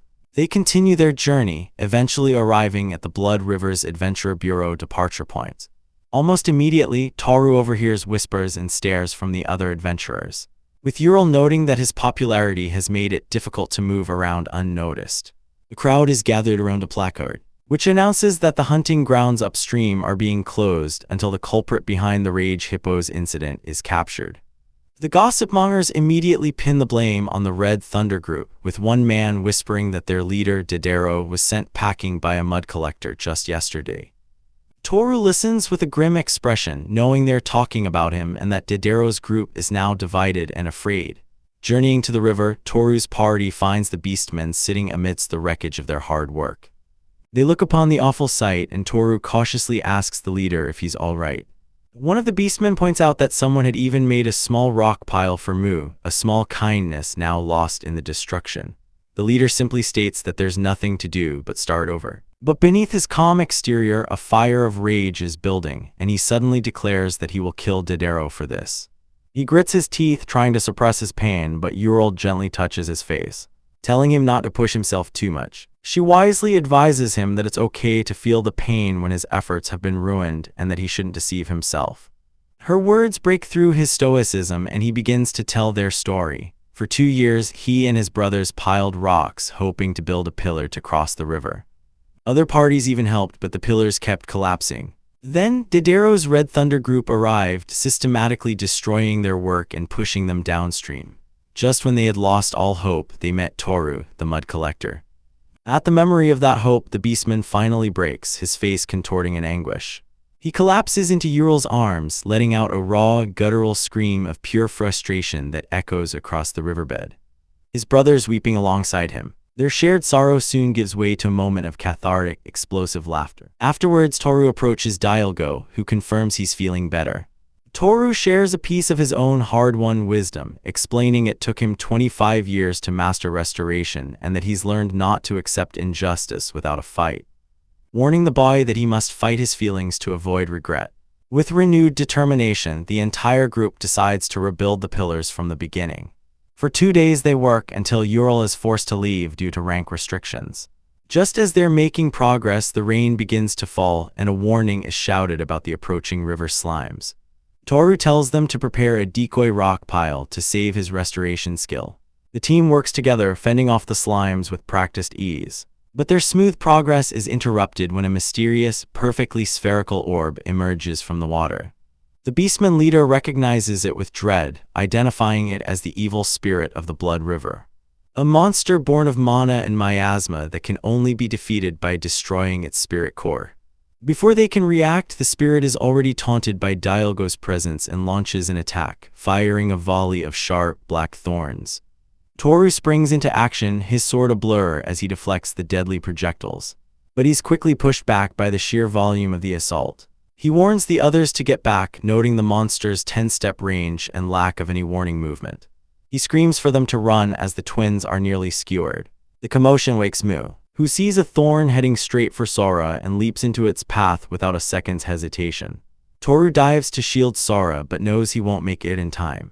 A wave of despair washing over him at the thought of failing to protect her. But it's Mu who appears in the line of fire, her eyes snapping open with surprising intensity. Toru realizes his usual skills won't work on the spirit itself and that he only has one use of restoration left. He asks Sora to open a path for him and she readily agrees. He charges forward, deflecting a storm of spikes, his body taking a brutal punishment as he closes the distance. Sora knows her magic is limited. This is their only shot. Toru pushes through the pain, roaring that he's in range, and unleashes both fixation and reverse on the spirit's projectiles, redirecting the deadly thorns back toward their source.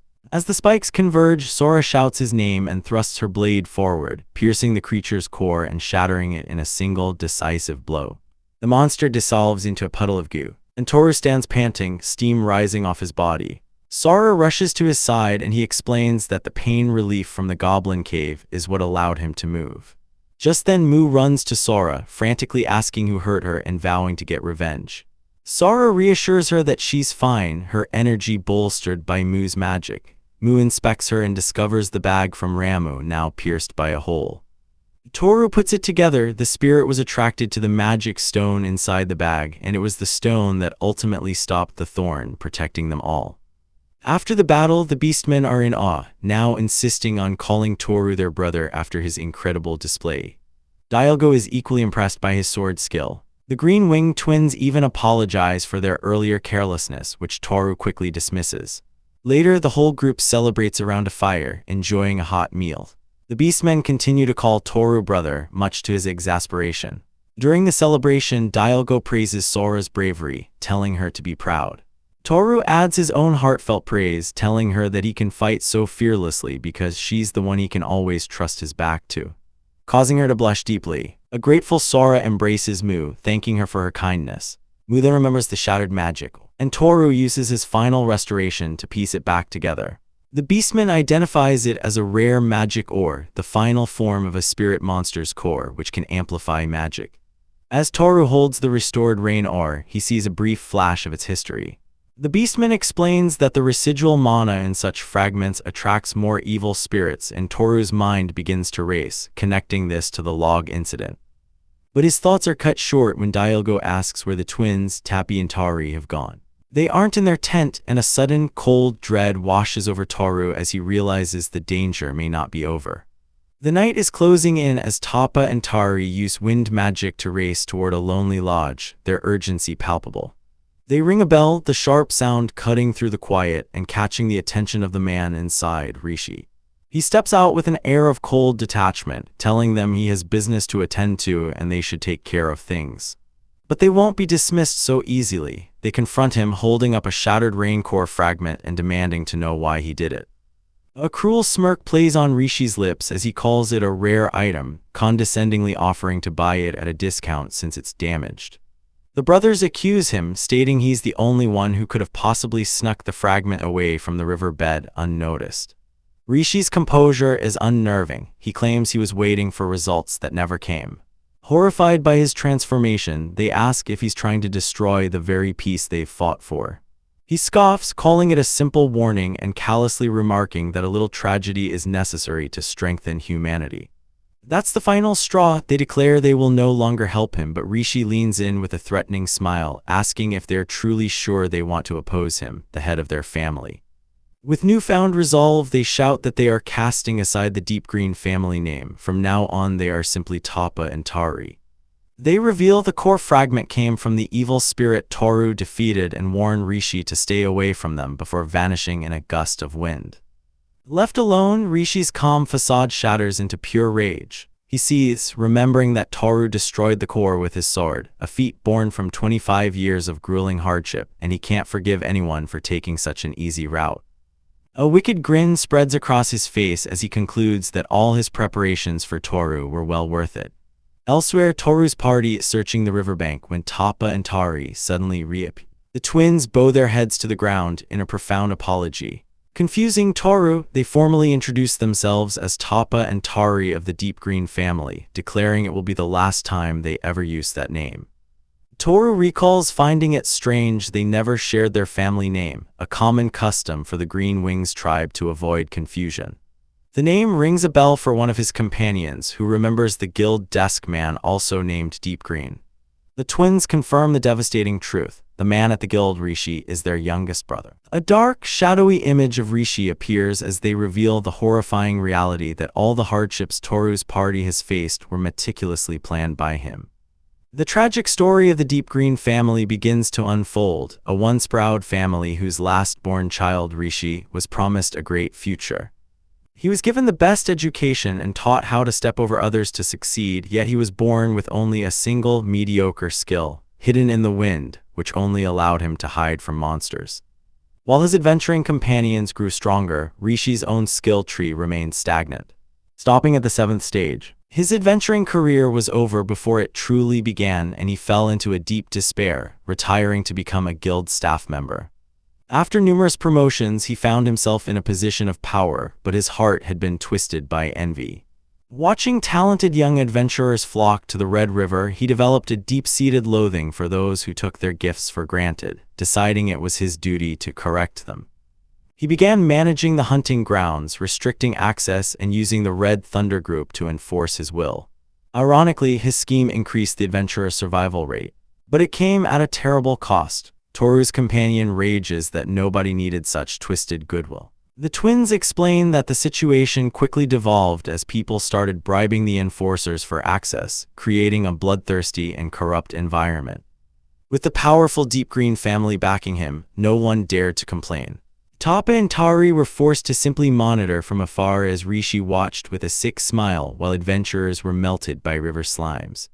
But everything changed when Toru arrived. Rishi's line was crossed when he endangered Mu's life, and the twins knew they had to break away. The rest of the party is enraged, recalling the terror of the bridge incident and other heartbreaking moments, demanding the Red Thunder Group repent.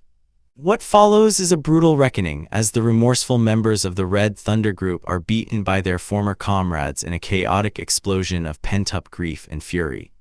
When the dust settles, Tappa and Tari attempt to leave, wishing to pray for the bridge's completion from afar. But the party won't let them go, awkwardly insisting they stay forever.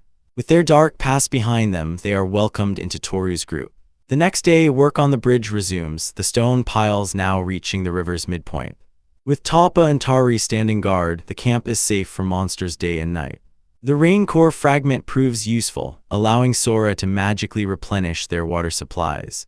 Bolstered by her recent battles, she experiments with new fighting styles, while Mu, under Talpa's tutelage, awakens her lightning spirit skill.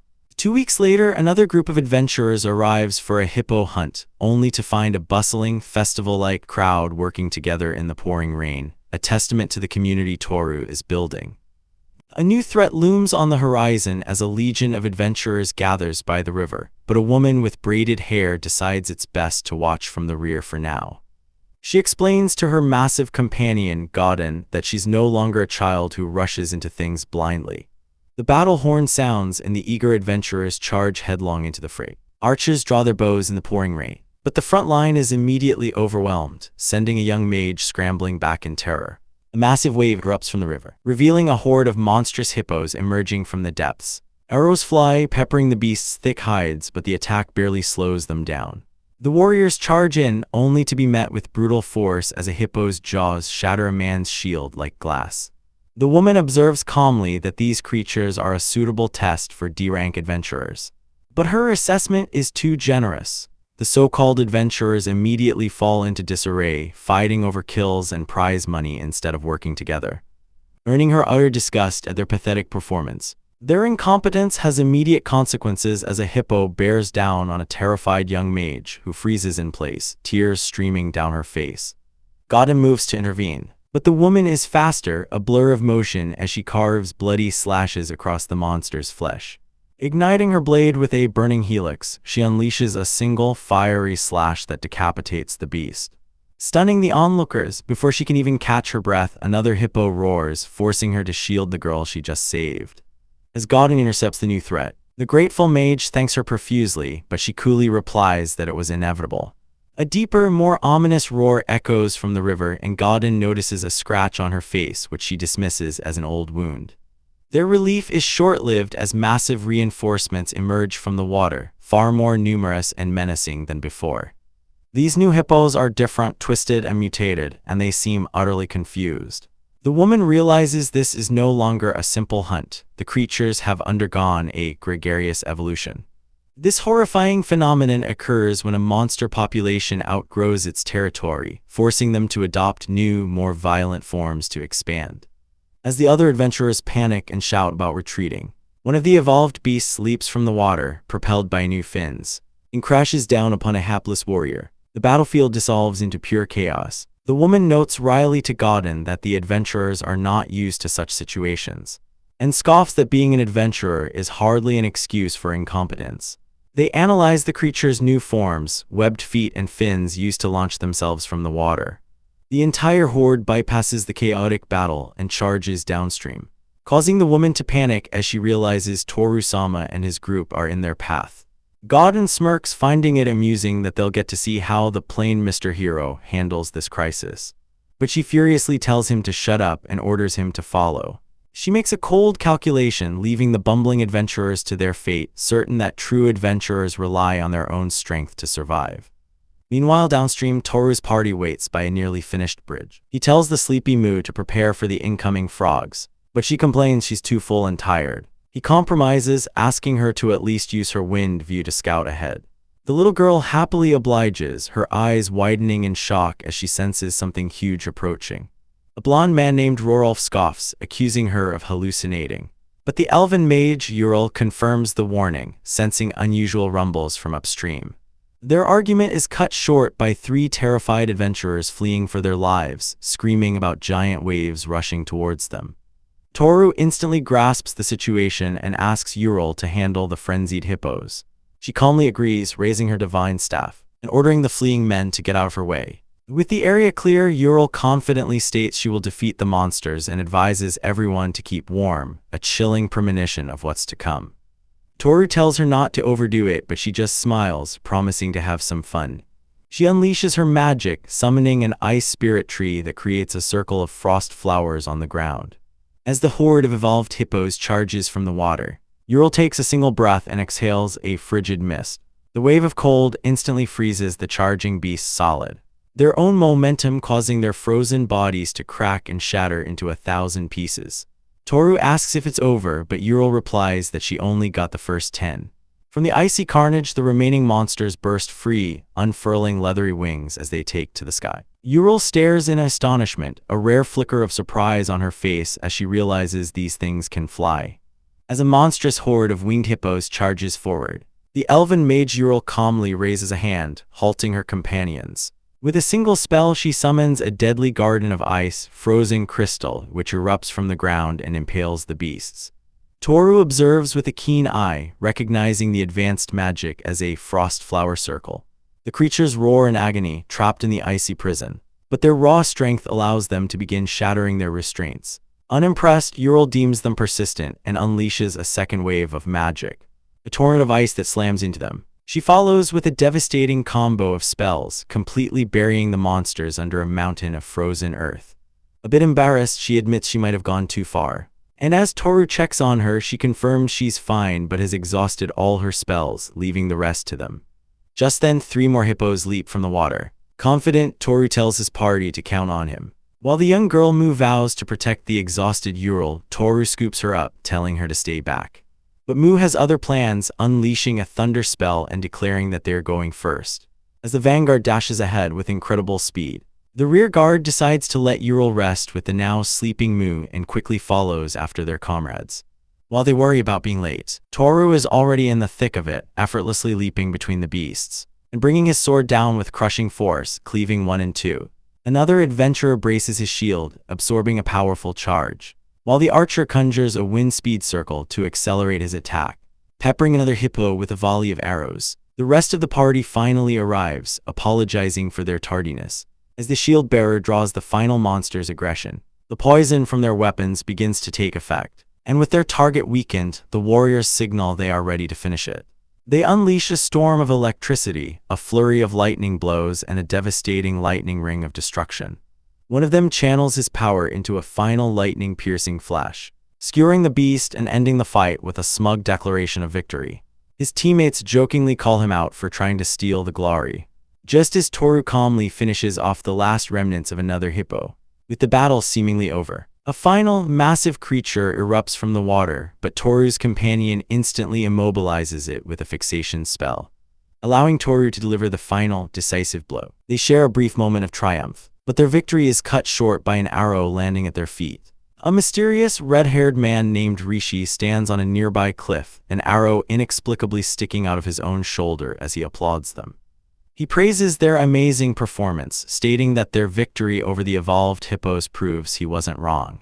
One of the blonde adventurers, his brother, furiously demands to know what he's doing on their bridge without permission. Rishi offers a hollow apology, claiming he was simply captivated by their magnificence, ignoring their demands for him to come down, and their threats to disown him for dirtying the family name. He begins a chilling monologue. He explains that their strength is proof of his theory, that the 2 years they spent suffering on this desolate hunting ground is what made them competent. With arms spread wide, he preaches that pain is what makes people stronger, and that's why he cannot accept their easy victory. He reveals his twisted scheme: if people can get strong without hardship, his entire plan will collapse, sneering that effort without suffering is useless, and that an effort without results is just painful. The party realizes he's just stalling for time, and one of their archers fires an arrow that pierces his shoulder.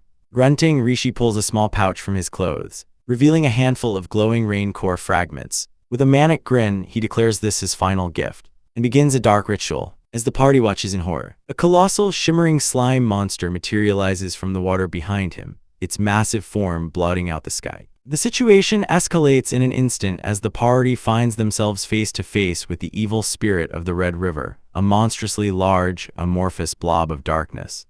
Rishi, the smug archer, sneers that he used wind magic to hide the creature, not just dispel an arrow's effect, before promptly vanishing into thin air. The group is left stunned and furious, cursing the man for his cowardly retreat. The slime monster doesn't wait, lashing out with a devastating blow that sends debris flying. Toru grits his teeth, his face etched with worry as he realizes just how dire their predicament is. As his comrades cry out in panic, Toru calmly tells them to cool off, explaining that normal weapons are useless against a creature that can erect a wall of water to fend off any approach. They need a distraction, and while their best mage can no longer cast large-scale ice spells, the monster seems far more interested in magical. Seizing the opportunity, one of his allies presents Toru with a large, potent magic ore and a crystal recovered from a previous victory. He hesitates, knowing how precious these items are, but they insist their future is more important. Accepting the heavy responsibility, Toru takes the bag of ore from the young girl, Mu, ready to act as bait. He and a fellow warrior charge forward, perfectly synchronized as they dodge the creature's fluid, unpredictable attacks. Never giving it an inch. Seeing his opening, Toru pulls out the ice magic crystal, clutching it tight before unleashing a torrent of mana. A blast of freezing energy erupts from his hand, engulfing the monster in a thick layer of ice, stopping it dead in its tracks. With the creature immobilized, Toru then uses his unique restoration ability to reform the shattered crystal fragments in his palm, before smashing the frozen behemoth to pieces. He pants, utterly drained, having exhausted his restoration uses for the day. His party watches in awe, amazed by his unique combat style, but their celebration is cut short by a frantic warning. The monster wasn't destroyed, it regenerates from its broken legs into a swarm of smaller, interconnected orbs. The new forms immediately attack, impaling one of his comrades with a sharp projectile. Another falls, screaming for Toru to run for his life. But running isn't an option. Toru realizes the spirit didn't multiply, it just scattered, making it impossible to find its core. Just as despair sets in, Mu's radar ability activates and she points to one specific orb, identifying it as the source. As a teammate intercepts an attack aimed at her, Toru asks for confirmation, but Mu cries out that the core is already moving. The archers ready their bows, counting on her to guide their aim. She points, they fire, and their arrows find their mark, striking the core dead on. But it isn't over. In a final, desperate act, the core erupts in a storm of black tendrils, piercing every single member of the party. Though wounded, they refuse to yield, using their own bodies and weapons to pin the core in place. The immense pressure shatters Toru's sword, but their collective will holds firm. Surrounded by the dissolving remains of the spirit, the bloodied and exhausted party stands victorious. A wave of relief washes over Toru as Mu rushes into his arms for a hug, the strongest family having claimed another impossible victory. After the brutal battle, the party takes a moment to breathe, with Sora barely conscious but alive thanks to Toru's efforts. Ural sadly presents her shattered cane, but Toru casually reveals that his restoration ability works on anything related to monsters, so he can fix it easily. She immediately gets flustered, scolding him for his bad habit of not explaining things clearly from the start. As Toru looks out over the river, reflecting on his past, he's joined by Ori and his flamboyant brothers. They introduce themselves as the first son Rorolf, the second son Niniras, and the third brother Gustav, the lady killer. They have an odd family greeting, slamming their heads together in a bizarre show of camaraderie. They present their captive, a man who Ori calls Godin, forcing him to his knees to apologize. Godin, however, is far from repentant, smirking as he declares his mission accomplished. He thanks Toru, claiming that this experience will allow him to reach new heights. He then mocks Toru, sneering about his 25 years spent as a lowly mud collector. Toru's expression doesn't waver as he explains that he could endure it all because he had hope. This simple statement shatters Godin's composure, who shrieks that hope is a lie and people can grow strong without it. Toru roars back that he's wrong, that Godin is just trying to make others suffer like him. Crushed by this rebuke, Godin collapses, weeping and questioning why no one can understand his twisted ideals. Toru approaches him, calmly stating that he truly doesn't get it. He explains that true adventures can only be achieved when one is totally free, not when they are forced. With a simple gesture, Toru unleashes a torrent of power, using his restoration ability to raise massive stone pillars from the riverbed, perfectly reconstructing the destroyed bridge in an instant. The onlookers are left speechless at this incredible feat. Toru tells the weeping Godin that this act doesn't atone for his sins, but that they should both use this story as motivation for their future adventures. Far away in Choi's bar, two men play chess, one of them Ulri's father, Daden. Ulri enters and they discuss recent events over drinks, from a conspiracy in the Goblin Cave to lower ore prices. The disaster at the Blood River. Daden criticizes Ulri's rigid training methods, stating that adventurers need more flexibility than soldiers.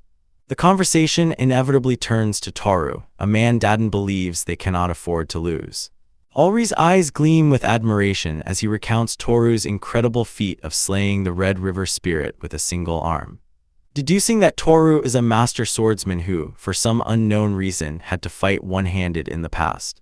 Daden tasks Ulri with investigating the wind-torn wasteland, but warns him not to get too emotionally invested in monitoring Toru's group. A week later, the Red River hunting ground has returned to peace. Toru's party has used the time to level up and craft new gear, including iron breastplates and a sturdy new cane for Sora.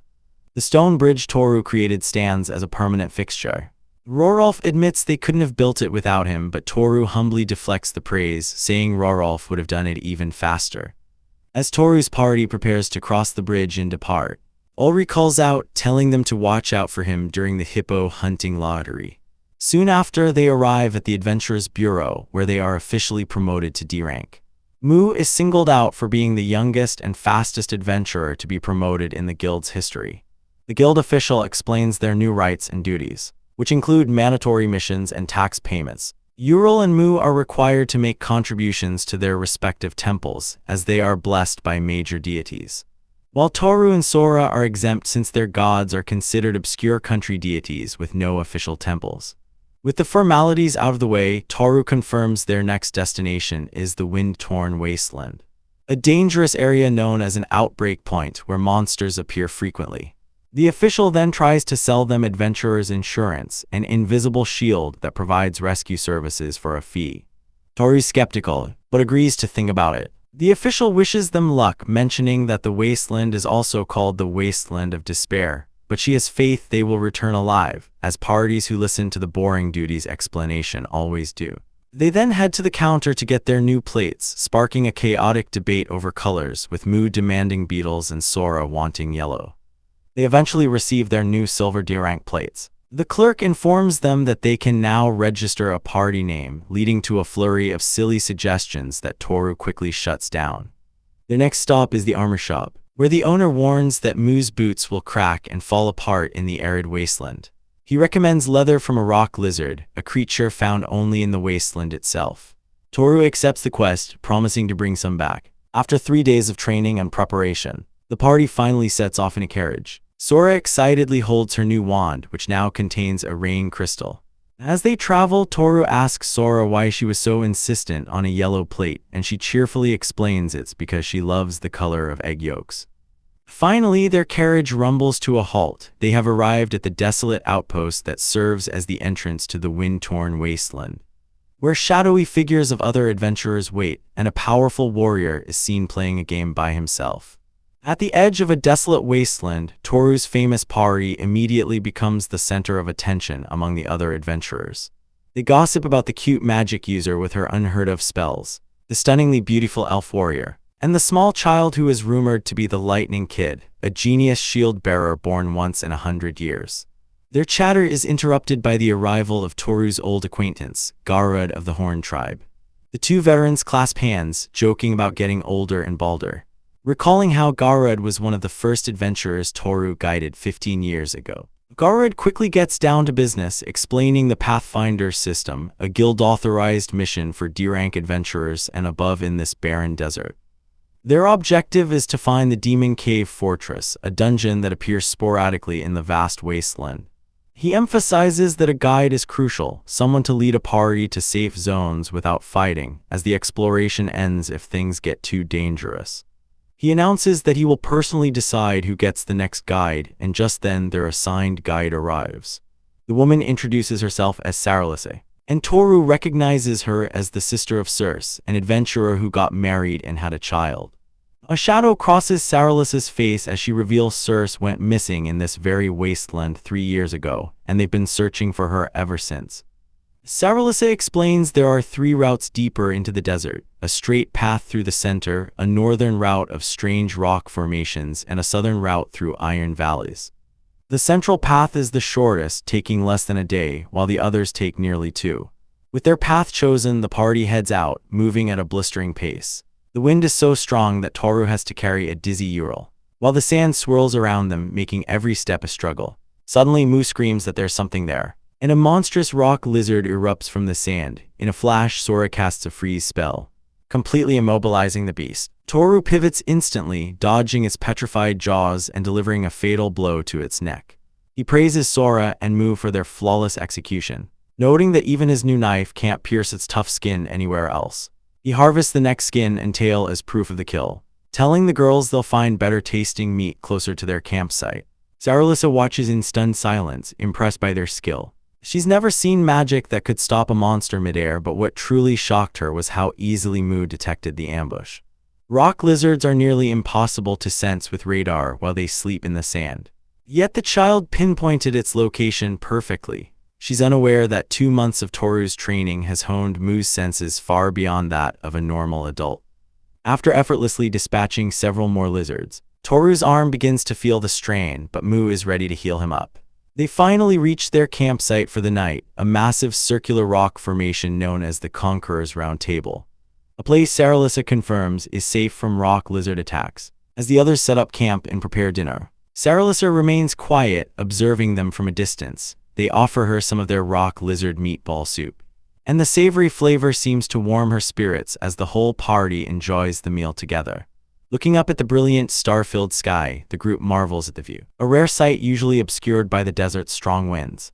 The next morning, Toru announces they're heading back, which shocks Saralisa, who reminds him it's his job to find the dungeon. She begins to question their supplies, but is surprised to find their water pouches are completely full despite the journey. During a brief stop, she accidentally steps on and ruins Mu's sandcastle, leading to a tearful outburst from the child, who declares that destroying things is more fun for her dad anyway. To make up for it, Saralisa uses her lyre to perform an echo check, detecting dangerous quicksand pools ahead. She offers this information as an apology. Further on, they spot a valuable blue crown herb, but notice it's growing from the head of a lizard. Toru realizes it's a parasitic plant that lures prey for its host. They soon discover an entire field of the plants, a beautiful but deadly sight. Seeing the sheer number of rock lizards, Toru makes the final call to turn back. Upon their return, Garud greets them, surprised they came back in just 3 days.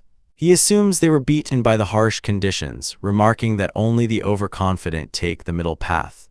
But Toru calmly explains it was a learning experience. By tackling the toughest path first, he now knows the rest will be easier. Garud bursts into laughter, impressed by Toru's veteran thinking. Later, Toru mentions Saralisa was acting strange. Garud's smile fades as he confirms Toru's suspicion, revealing that Saralisa is still desperately searching for her sister Circe, who vanished beyond that very path. He finds Saralisa looking dejected and asks what happened. Saralisa is in disbelief. She says Toru's team returned unscathed after reaching a place no one else had on their first try. He asks if Toru reached the long rock, but she shakes her head, revealing he went far beyond that, all the way to the blue crown herb field. Garud is utterly shocked. Saralisa explains the child's godlike detection skills, their seemingly infinite water supply, and the unbelievable reason they turned back. They had harvested so many rock lizard skins that they couldn't carry anymore. After a grueling 3-day trek through the wilderness, Toru and his party finally arrive back at the border town of Daden, a wave of relief washing over them. The comforting smell of food fills the air, and the girls immediately declare they're starving, with Ural suggesting they grab some breakfast on the way home. Toru agrees, deciding they should split up so he can run some errands, like getting their materials appraised. He glances at the sleeping Muchan, noting with a fond smile that she's getting heavier, a sure sign she's growing up. At the appraisal office, Toru unloads their haul of 12 rock lizards, 34 skins, and 18 blue crown herbs, netting them a respectable 24 silver and 2 large copper coins. His next stop is Ramu's armor shop, where he learns the girls have already headed for a much-needed bath. The old man, Ramu, jokes that he'd much rather deal with charming ladies than a rough guy like Toru, but he's all business when Toru hands over the lizard skins for processing. It'll take about 2 weeks to turn them into leather and then into boots, but Toru confirms they have enough materials to cover it. He then presents a strange souvenir, a raw lizard foot with an interesting texture, suggesting it might make for durable boot soles. Ramu is intrigued by the novel idea and agrees to make a test pair, though he warns Toru not to get his hopes up. Following a map, Toru makes his way down a quiet street, eventually finding the weapons workshop Ramu had recommended. Inside, his eyes are drawn to the walls lined with remarkably thin and sharp blades. The workshop head, Talk, greets him and Toru introduces himself, mentioning Ramu's recommendation. Toru gets straight to the point. He needs a sharp, one-handed sword because he's been struggling to decapitate rock lizards in the wasteland and wants to preserve his main weapon's durability. Talk is initially skeptical but, trusting Ramu's judgment, offers Toru a red iron sword to try. The moment Toru swings it, he's stunned by how much longer, thinner, and lighter it is compared to typical cast iron weapons. Talk proudly explains that his workshop forges their blades, a superior method to the cheap casting used by most shops. Forging, he details, hammers the metal into shape, creating a harder and sharper edge known as blade steel. Which is why high-ranked adventurers who know the value of quality gear support his shop. Toru is sold, but his enthusiasm dims when he hears the price: 24 silver coins, his entire reward from the appraisal. Seeing his hesitation, Talk offers a solution. If Toru brings him the raw material called white steel found in the wilderness, he can craft a sword for a reduced price. Toru immediately agrees, reasoning that a better sword will lead to bigger earnings. Based on Toru's movements, Talk suggests a Takai-style sword, a weapon Toru recognizes from his unforgettable spars with Vice Chief Ansako. After considering a few designs, they settle on the perfect blade. Back at their home, Toru is ambushed by a flurry of hugs from the kids and a tangle of playful cats, a warm and chaotic welcome. A delicious meal of rock lizard steak is waiting for him. And as they eat, he tells Yurol about his plan to visit the temple's herbalist to make medicine from their herbs. Feeling unsure how to explain his request, he asks her to come with him, and she agrees. Now refreshed and in clean clothes, the group heads to the inner city, easily passing the gate with Toru's adventurer's pass. Sora compliments his fresh outfit, and Mu-chan playfully asks for praise as well. They pass a statue of Yurol's master in his youth, prompting her to explain the roles of the 6 great gods and their temples in the city, ending their tour at the somewhat shabby temple of the ice god Strajan. Despite its modest exterior, the inside is grand and imposing. As Yurol approaches the reception desk, Mu-chan slips away to explore. Yurol is directed to the temple head's room, but as they're led inside, Toru notices their youngest is missing. They meet the temple head Mercenary, a woman with a surprisingly deep voice. The conversation quickly turns to Yurol's grandmother when Mercenary recognizes her old teaching uniform. A young pharmacist named Urindal arrives, also recognizing Yurol as the granddaughter of his old acquaintance. After a brief, friendly chat, Urindal invites her to visit his pharmacy later and leaves his assistants in Mercenari's care. Mercenary then begins a ceremony, bestowing upon Yurol the rank of middle stem and placing a beautiful necklace around her neck, before giving Toru a small divine token. The solemn moment is shattered when Mu-chan comes sliding gleefully down the grand staircase railing, shouting for her dad. Toru gives her a gentle scolding about safety, but her infectious joy is undeniable. The sight brings back memories for Yurol, who, feeling a sudden temptation, decides to try it herself, sliding down the railing with a whoop of delight. After the excitement, they finally leave for the pharmacy. Inside the cozy shop, Urindal welcomes them with tea, teasing the kids about the handrail incident. While the kids explore the fascinating pharmacy and peek into a greenhouse filled with butterflies, Toru decides to reveal his secret to Urindal. He explains that he knows Yurol isn't really a grandmother and asks if Urindal can keep a secret. Rather than explain, Toru gives a demonstration. He takes a dried blue crown herb and uses his restore skill, stunning Urindal as the dead plant reverts to a fresh, living flower. Toru explains the limits of his power, and the fascinated pharmacist agrees to make healing potions for a 30% cut of the fresh herbs. Urindal then expresses his relief that Yurol has seemingly overcome her deep distrust of men, a result of being betrayed by her former hero party.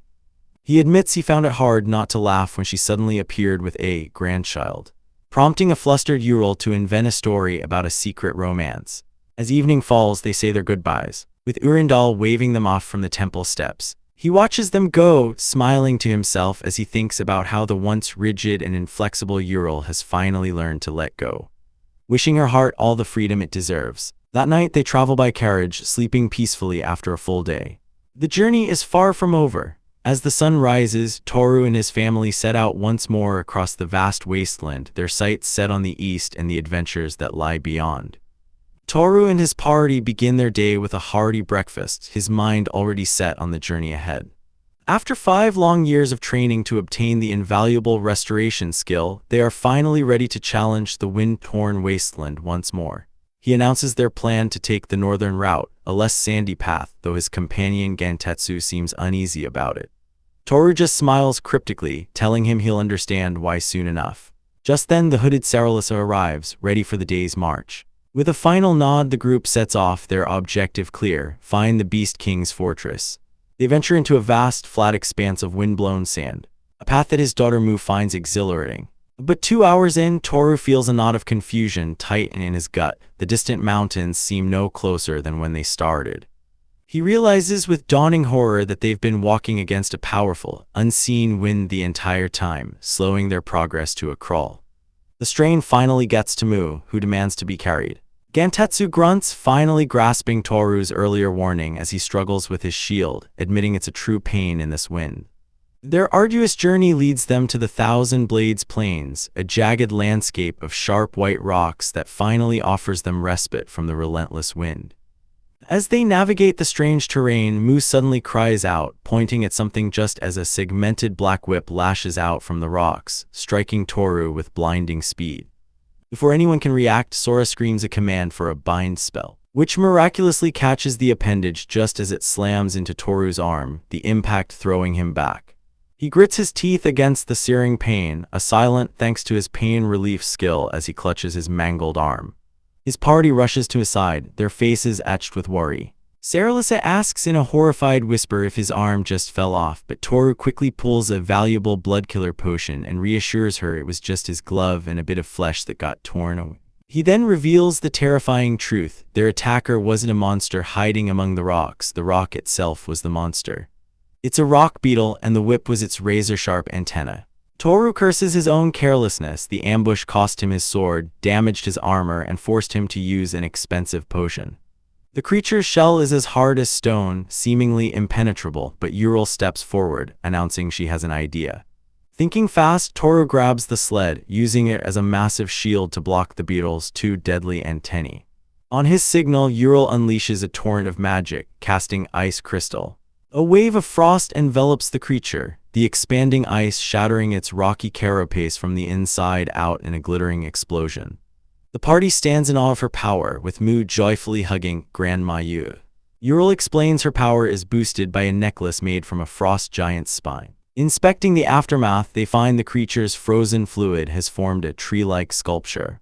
Toru studies its anatomy, noting how its 6 legs were buried deep in the ground to absorb moisture.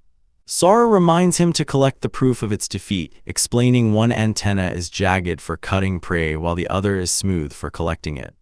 They dig through the creature's messy insides, searching for a rare ore, and Sora eventually unearths a heavy white hard stone used for crafting powerful steel. It's too heavy to carry now, so they decide to leave it on the sled and retrieve it later, especially since they can now hunt more beetles with ease. They spend the rest of the day efficiently dispatching more rock beetles. But as they leave the plains, the fierce wind returns with a vengeance. Exhausted, they make camp for the night, where Sora feeds a sleepy Mu before the girl drifts off in her arms. The next morning, they witness a sunrise so beautiful it feels as though the world is being reborn. This moment of peace is fleeting. Beyond the plains lies a desolate wilderness with no shelter from the howling wind. After hours of walking, Sora's sharp ears pick up a sound, and they see several rock-like creatures rolling toward them at high speed. Toru's eyes narrow, they're juvenile rock beetles, and this is his chance for revenge. Sora unleashes a frost blossom formation, causing spikes of ice to erupt from the ground, instantly freezing and shattering the rolling monsters. The sight is beautiful, but Mu is too tired to appreciate it. Saralisa explains these young beetles roam the land until they're large enough to take root. Their new strategy is effective, but encounters are sparse. Saralisa gives Toru a grim warning: at their current pace they won't cross the wilderness by nightfall, and getting caught in the open after dark means certain death. Toru weighs their options. Pushing forward would drain his companions, but turning back feels like defeat.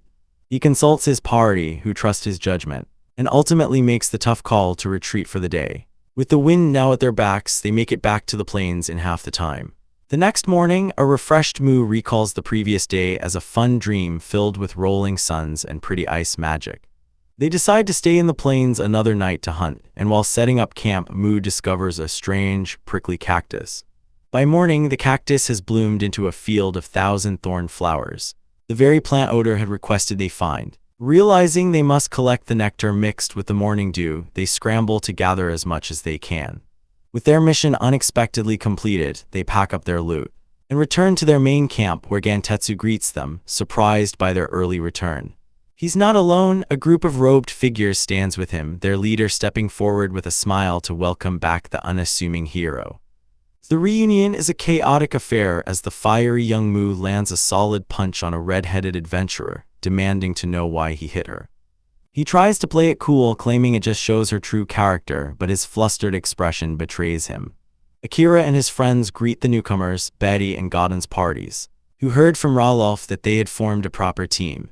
The friendly rivalry is palpable, with both sides sizing each other up, wondering who's rising through the ranks faster.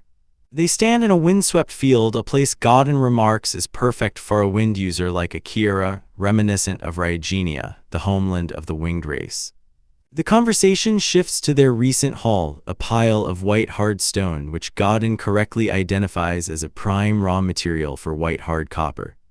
As the idle chatter continues, a beastman companion grows impatient, but Akira calms him down, allowing the friends their moment. It's revealed that Betty's party hired a guide, the red-headed Garudo, who proudly boasts that while he's not great, running away is his specialty. A statement that doesn't exactly inspire confidence, but gets a laugh. The group strategizes their next move, dismissing the central and northern routes as too dangerous due to rock lizards and beetles. Following Akira's advice, Godden suggests the southern path through the windy canyon, confident they'll find some extra white hard copper to share. Garudo, the leader of the Red Tail clan, makes the final call, declaring that his proud clan always moves forward, though Godden quietly reveals to the beastman that Garudo is actually terrible with directions. Back in the boundary town of Daden, Akira's party celebrates a successful 4-day hunt, having defeated 198 rock beetles and exchanged their spoils for a hefty sum of silver and copper coins. They decide to eat out at the Green Oak Tree Pavilion, where Mu is ecstatic about the day's special, juicy meat buns. They all dig into a massive feast, a well-deserved reward for their hard work. Over dinner, they learn that a carriage shortage might delay their next trip, which Mu sees as a wonderful opportunity for more playtime with her dad. They make plans for the next day, with Akira heading to the shops and Mu torn between joining him and chasing butterflies. The following morning, the group visits U's armor shop, where the owner notes Mu's absence and grumbles about the skyrocketing prices of essential tools like slime mucus glue, which is causing delays on his orders. Promising to bring Mu next time, they head to Torok's weapon workshop. Betty eyes a rapier, but Akira warns her that it's heavier than it looks and requires skill. Inside, they meet Sora picking up an order. As they leave, Betty is carrying a large wrapped object, a gift she received that she claims is even better than a weapon. Their tour of the town continues at the Temple of the Ice God, which doubles as a school where children learn to read and write. Sora fondly recalls Akira, always running away from the strict classes held there. Suddenly, the children mistake Mu for a new student, and with a shout of "Let's go," she leads them in a chaotic slide down the main staircase railing, resulting in a giggling pileup at the bottom. Their fun is interrupted by an elegant elf woman who reminds them that sliding on the railings is forbidden since someone got hurt last time. However, she smiles wryly, admitting that scolding kids often has the opposite effect before asking Mu if she had fun. She then informs them that since Mu is a guardian and not a student, she's not allowed here and could get in trouble. As Mu begins to panic, the woman offers a simple solution. If Mu becomes a student, everything will be fine. The decision rests with Akira. He considers the offer, recognizing that Mu spends a lot of time with Ural and could use some formal studying. The headmistress, seeing a chance for a compromise, declares that the children can use the railings during lunchtime, but only under a teacher's supervision. The kids erupt in cheers, but their celebration is cut short when a girl named Lu stumbles and nearly falls, only to be caught by Sora. Lu suddenly looks pale and unwell, struggling to breathe. The headmistress asks them for a favor, directing them to Allendor's apothecary. They rush the sick child inside, where Allendor explains Lu suffers from mixed blood syndrome, a rare and dangerous condition that occurs when the blood of two tribes mixes. Allendor quickly administers medicine made from ingredients Akira himself had gathered, the blue crown grass and thousand thorn flower drops. The medicine only eases the symptoms, not the disease itself. Just then, a woman named Saralisa bursts in, relieved to find her sister Lu is safe.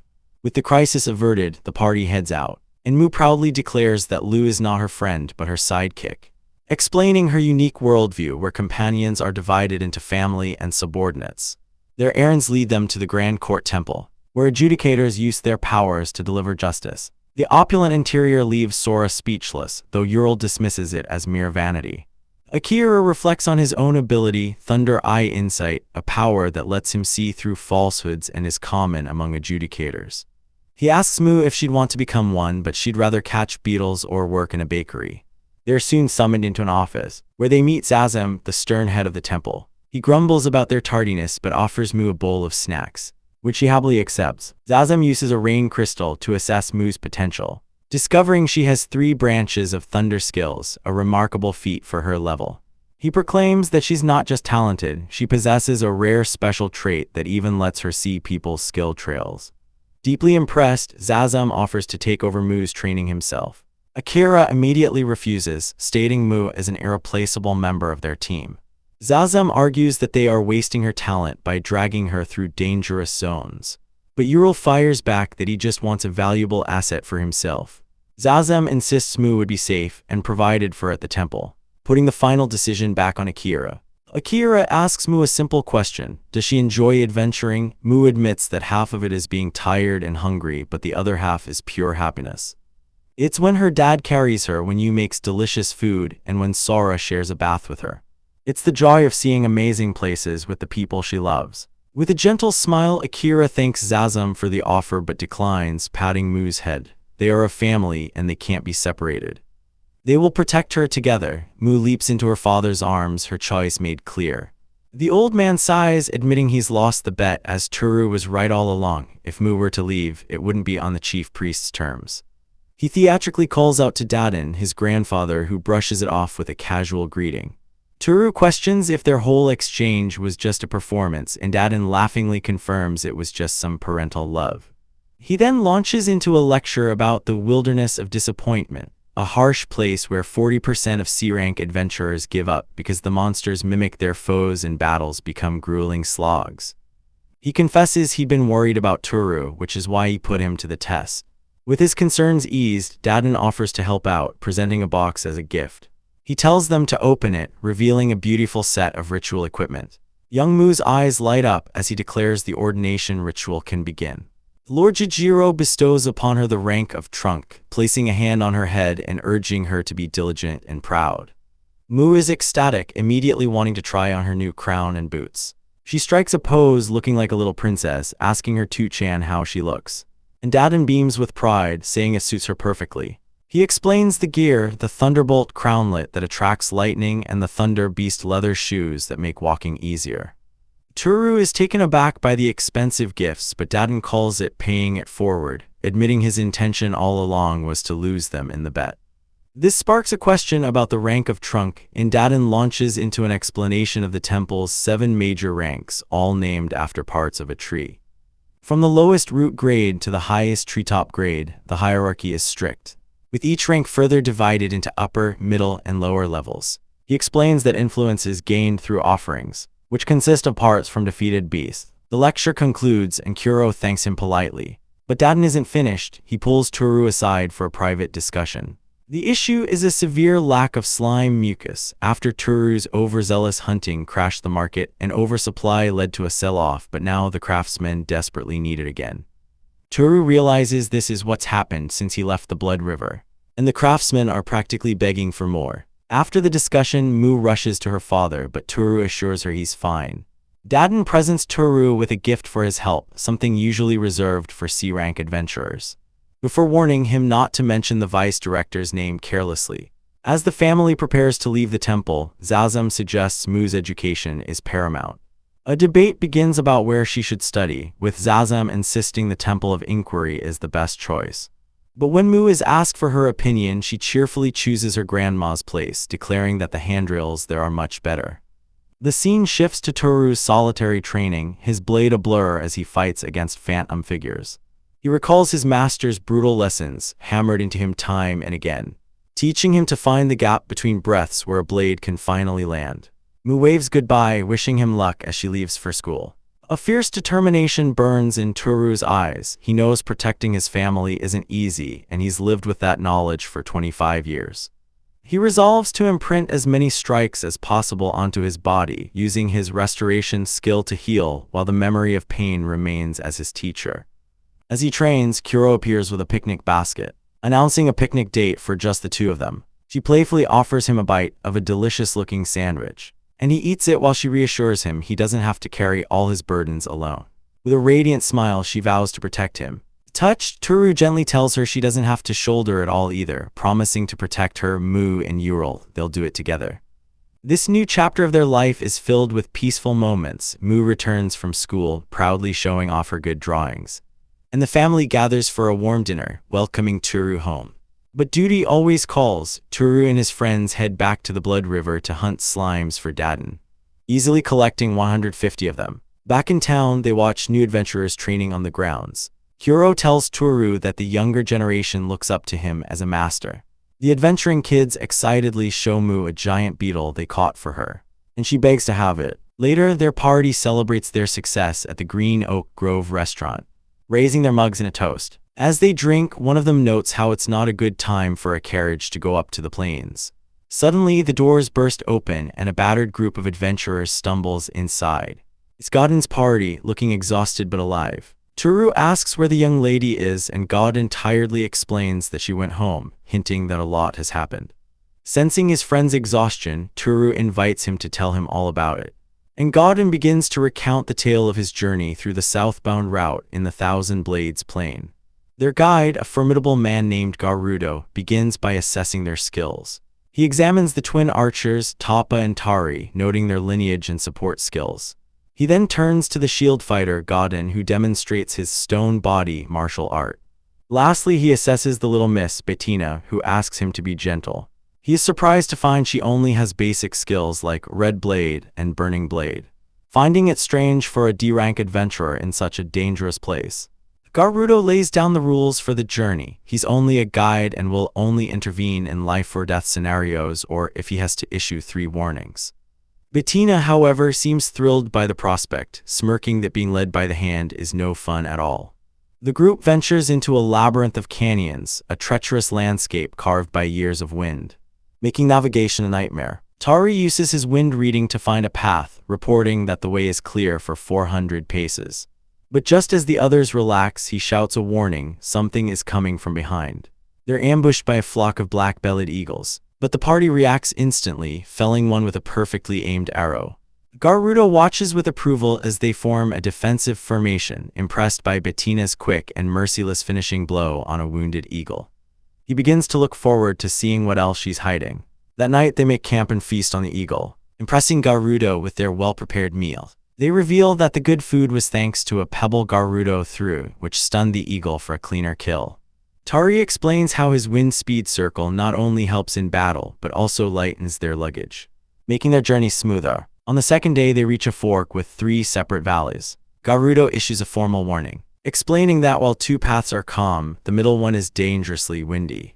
Intrigued by the danger, Bettina insists they take the windy path, ignoring Garudo's first warning. As soon as they enter, the ground shakes, and a massive creature descends from the sky, a griffin, the beast of the wind. It's a special monster born from a spirit. Toppa fires an arrow, but it glances harmlessly off the beast's magical hide. The griffin retaliates, its wind attack striking Toppa down. Bettina roars in fury and charges in, but even his sword is repelled by the creature's wind armor. Godin blocks a follow-up attack, but the party is on the defensive, unable to harm the flying behemoth. The party seems to give up, with Bettina admitting it's a shame they can't do anything. But as he and Toppa stand together, a strange energy crackles between them. A smirk spreads across Bettina's face as he turns to his companion and declares it's time to fight back, leaving Garudo stunned in disbelief. Against a colossal wind beast, the warrior Godin is tasked with a simple, impossible job: make it stop moving. As his allies pledge their support, Godin slams his hands to the ground, summoning an immovable object. A powerful earth-based martial art that encases the beast's legs in solid rock. For a breathtaking moment, the creature is halted. But with a furious shriek, it rips its limbs free and launches itself back into the sky. Below, Tappa unleashes a storm of chained daggers, searching for any weakness in the beast's swirling wind shield, while an archer looses a magical arcing arrow. The beast retaliates with a deafening blast of air, and a knightly warrior raises his magnetic shield just in time to block the deadly shrapnel. The group is stunned, realizing his magecraft is actually martial arts based. The gambit works, loosening the wind armor around the creature's neck. Seeing the opening, their leader, Milady, orders them to fire, aiming for the windpipe. She then unleashes a devastating fire whip, a torrent of flame that bypasses the wind defense and engulfs the monster completely. Godin watches, finally understanding the strategy. As long as the wind armor is active, the flames will continue to burn it from the inside out. As the smoldering corpse crashes to the ground, the others can only lament that the meat is now completely inedible. Their leader, Garudo, observes them, noting that it's the first time he's seen a twin tree holder, a rare ability that grants 2 skilled trees at the cost of having fewer skills. Impressed, Garudo suggests they could start as high-ranking adventurers, but a young man apologizes for their probing test and offers to answer any questions. He's asked about his relationship with Toru, and he reveals they've known each other for over a decade. After summoning earth spirits to carry the massive carcass, he admits to his companion they were heading in the completely wrong direction. Later, over drinks, the story is recounted how their Milady returned early, not just because of the wrong route, but because she was desperate for a bath after 4 days in the field. Toru is thanked for the intel on the sky monster, which now seems beatable. In gratitude, he is offered a set of valuable white hard copper tags. Toru accepts, but only in exchange for some of the wind beast's meat, saying a certain little one will love it. That little one, a girl named Mu, excitedly opens the gift to reveal the beast's charred skull, which she declares both weird and cute, causing a nearby maid to drop her tray in shock. Later, Toru's party discusses Garudo's strange behavior, suspecting he was testing their abilities more than he let on. Toru shares a dark rumor. Garudo's wife Circe has been missing for years, and she was covered by a massive death insurance policy. Meanwhile, Toru's own party is testing new gear. Mu zips around with lightning speed in her new Thunder Beast leather shoes, her power boosted by a new electric crownlet. When she spots a monster, she declares it's Toru's turn. He draws a new golden blade, a beautiful single-edged sword, and with practiced ease, he dodges and lands a perfect strike. An ally finishes the beast with crystallization magic, and the party praises Toru's smooth combat style. Days later, Toru finds Mu sitting alone at the Temple of Inquiry, supposedly reflecting. It turns out her reflection is punishment for bringing the beast's skull into a classroom and terrifying the other children. Toru gently tells her to ask permission next time, and she asks about her friend Sora, who is home with a fever. As Toru playfully pokes her cheek, reminding her to reflect, she bats his hand away, telling him not to disturb her. Just then Garudo arrives, and Toru confronts him about the rumors. Garudo admits they are mostly true. His wife Circe vanished 3 years ago, and he disbanded his party to search for her alone. He explains he used the insurance money to buy a carriage for his journey, his expression hardening as he confesses his true motivation. His child Rudel desperately needs a mother.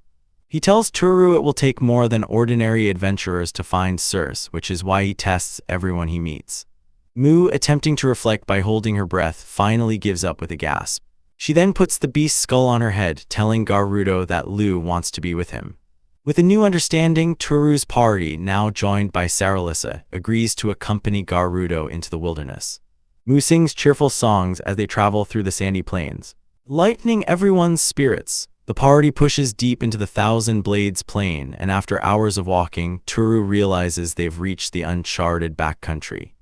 As Mu begins to sing about her hunger, a strange feeling fills the air. Toru senses danger and shouts for everyone to run for a nearby hill just as a violent gust of wind erupts from the ground, sending Mu flying through the air. Toru lunges, grabbing her just in time. Sora cries out that this is the Tempest and orders everyone to tie themselves together with a rope. They bind themselves and make a desperate dash for safety, but the wind suddenly dies. In the eerie calm, Toru looks to the sky and sees a swirling vortex, the evil spirit of the Tempest, the worst possible enemy in this desolate place. He turns to his friends, only to find the rope has been cleanly severed. His companions are gone, vanished in an instant, leaving him clutching the empty rope, his face a mask of disbelief and rising fury. As the evil spirit of the tempest rages, Saralisa screams Toru's name in terror. The whirlwind monster unleashes a barrage of stones, and Toru is forced to deftly weave through the deadly projectiles. He internally thanks his new rock lizard armor and pain relief for keeping him in the fight. Then turns to Saralisa, telling her he needs her assistance with a specific plan. She understands immediately, her expression hardening as she prepares a knotted rope. Toru grits his teeth, realizing he can no longer afford to hide his restoration ability. Despite his skill, a stray rock smashes into his side with brutal force.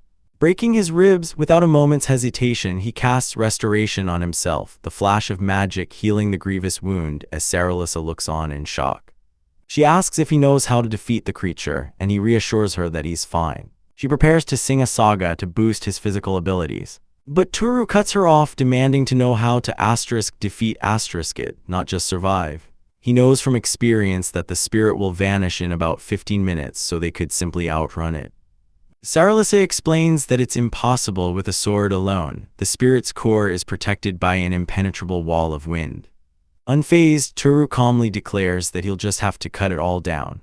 A grim determination settling on his face as he charges forward. He knows that the closer he gets, the harder the stones will be to avoid, but he must close the distance to win.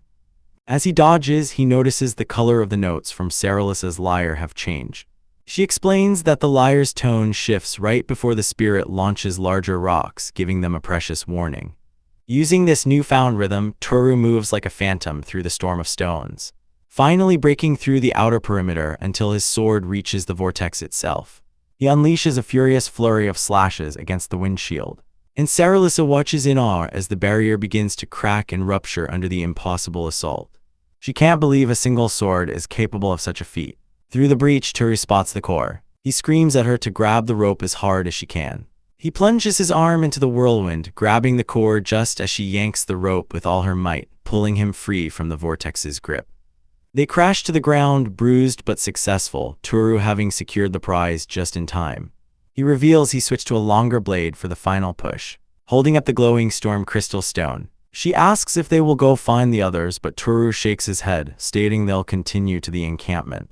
He'd already told them to keep moving if they got separated, and time was running out. Saralisa accepts his decision and pulls out a celestial compass to find their way. They arrive at a massive rock formation, the encampment, just as their party rushes out to greet them with joy and relief. Mu scolds Toru for straying, but Toru simply pats his head, thanking him for the concern. He explains their delay by showing off the spirit stone. Saralisa asks how they arrived first, and his other companion sheepishly reveals the celestial compass, a rare item for a C-rank guide that she received as a reward.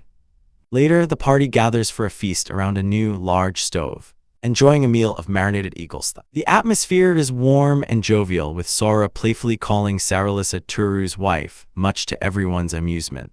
It's a true meat festival, and everyone digs in. But as the others laugh and joke, Saralisa watches them with a deep melancholy.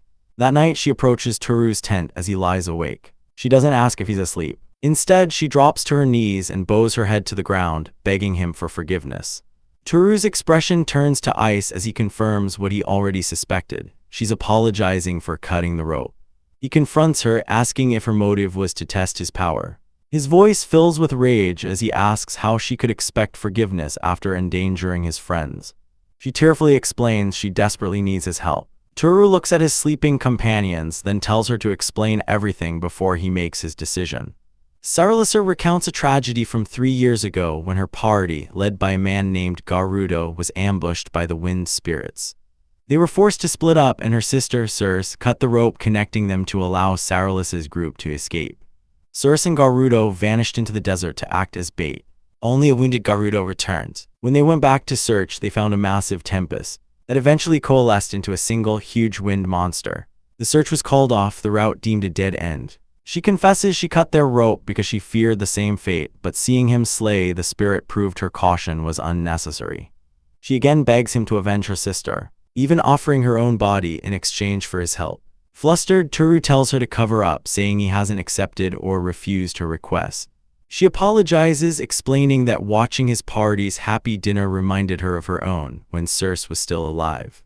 Overcome by guilt and grief, she collapses against him, sobbing and begging for forgiveness.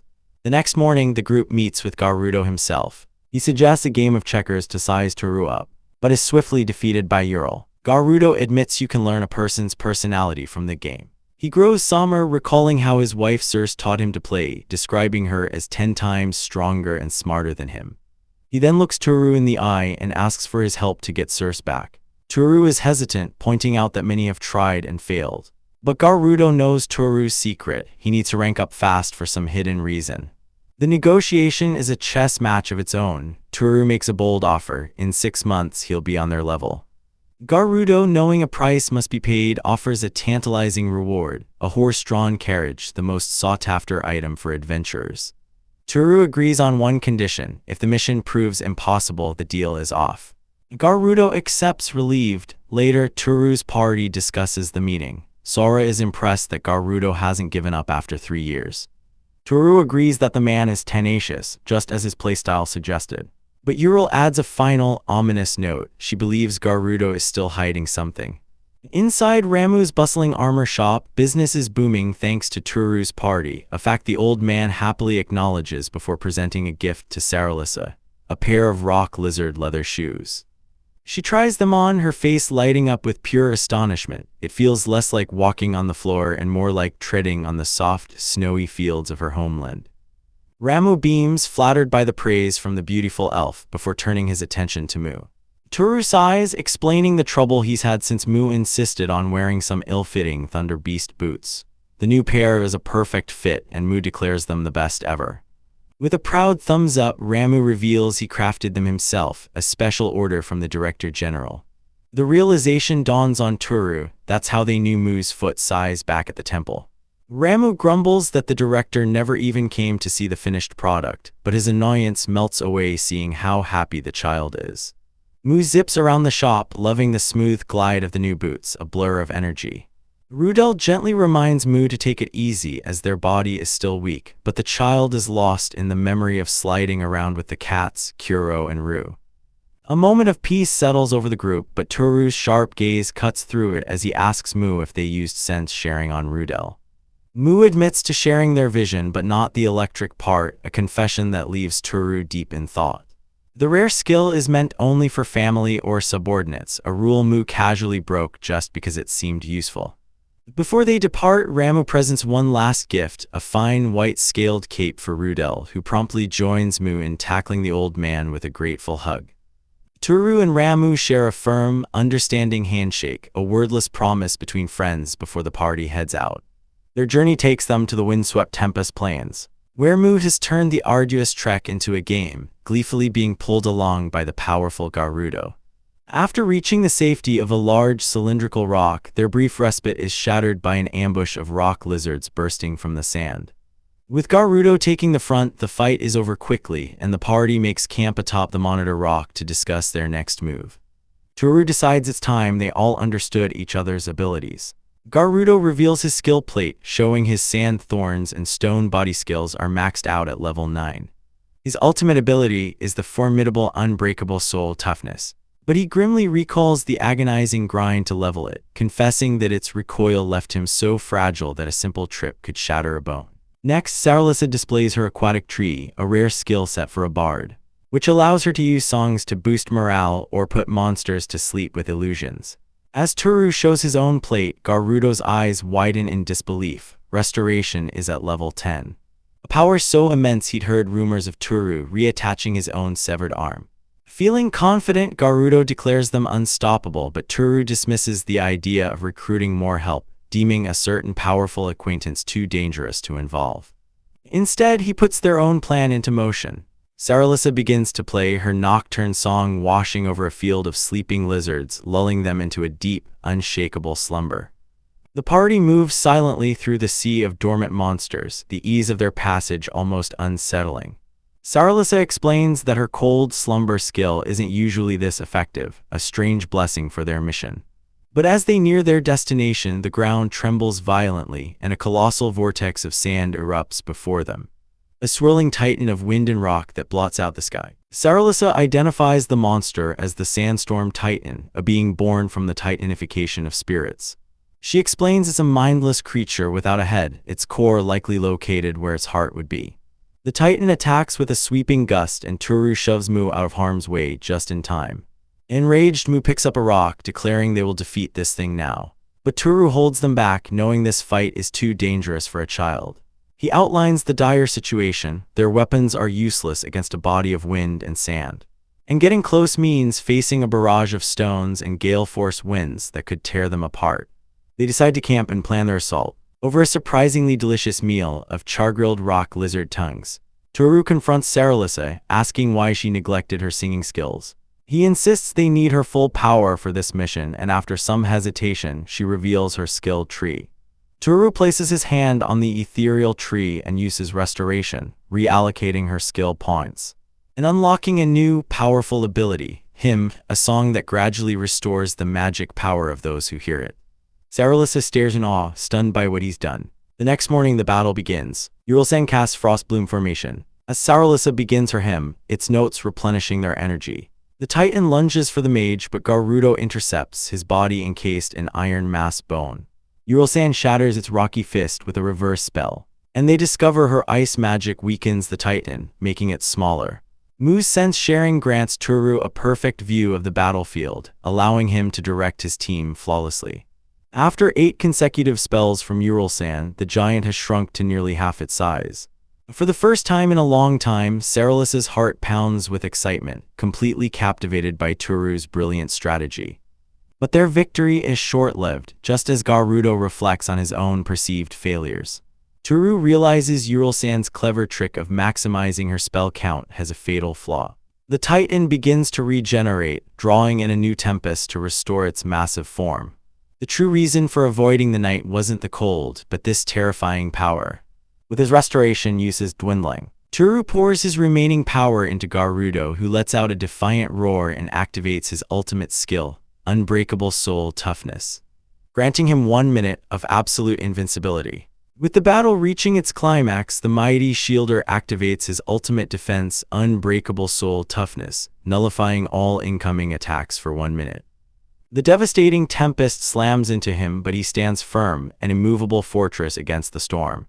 As the dust settles, his allies spring into action. Sora announces that she and Mu will handle this, asking for protection as she weaves her spell. She unleashes a cold, freezing mist, a powerful blast of ice that collides with the enemy's attack. Sora notes that her fixation spell made it just in time, successfully freezing the upper half of the monstrous creature's body. She calls out to Toru, telling him the rest is up to him. Without a moment's hesitation, Toru leaps forward, channeling his restoration magic. He roars as he flies towards the frozen beast, his eyes locked on its core. With a powerful strike, he shatters the spirit core, causing the entire creature to crumble into pieces. The team watches in relief as Toru lands, the battle finally won. The shielder Garudo collapses, admitting the side effects of his skill have left him useless. But as the group celebrates their victory, a haunting melody fills the air. The bard, Saralis's brother, runs past them in a panic, only to find a weathered skull tangled in vines. He recognizes his sister's necklace clutched in its bony grasp, the terrible truth crashing down on him. Consumed by grief and rage, he lunges at Garudo, stabbing him through the shoulder. Toru and the others look on in shock, demanding to know what he's doing.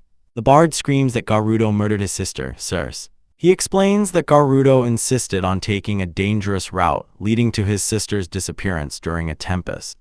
Despite the best members being unable to find her, Garudo gathered unskilled people for a rescue mission that was doomed to fail. The true motive, he tearfully claims, was Circe's insurance money. Finding the body was the only way to get the full amount, and he used Toru's testimony to complete his wicked plan. Garudo insists he would never kill for money, but the situation looks dire. Toru steps in, offering to restore Garudo's body. But Garudo stops him, confessing that while Circe was killed, he was the one who killed her. Toru realizes something is off. By reading the history of the monster's corpse, he knows it died from exposure, not injury. The bard furiously accuses Garudo of leaving his sister to die. But Garudo reveals the shocking truth: it was what Circe wanted. He explains that his son, Rudel, suffers from a mixed blood disease and the only cure is a blue crown weed that grows from the corpse of a blood relative. Circe, who was also dying, volunteered her body for the cause. Their plan was to bury her in a remote location where the grass could grow undisturbed. But the sandstorm giants were stronger than anticipated, delaying them for 3 years. Garuda was on his way to die himself and have his body hidden until the flower bloomed. A plan Circe herself devised, a woman who always beat him at board games. She had even planned for her own insurance money to fund the mission. His final request was for Toru to take care of the cleanup, as he planned to die next to her. But Toru flatly refuses. He grabs Garuda, reminding him of what he said during their board game. When paying would mean losing more than you could afford, you have to pay. Toru asks if he realizes how much Sararissa cares for him and that the three of them are already a new family. Garuda cries out, desperate to save his child, but Toru's words hit home. Garuda finally breaks, sobbing that he was supposed to be the one to die first. Toru embraces the weeping warrior, apologizing for reminding him of such painful memories. Then, holding the withered weed, Toru explains that while he can't bring back the dead, a dead plant that has been exposed to the evil spirit of the tempest can be revived. As he channels his power, the flower blooms and the gentle spirit of Circe appears, her feelings for her child having triumphed over all.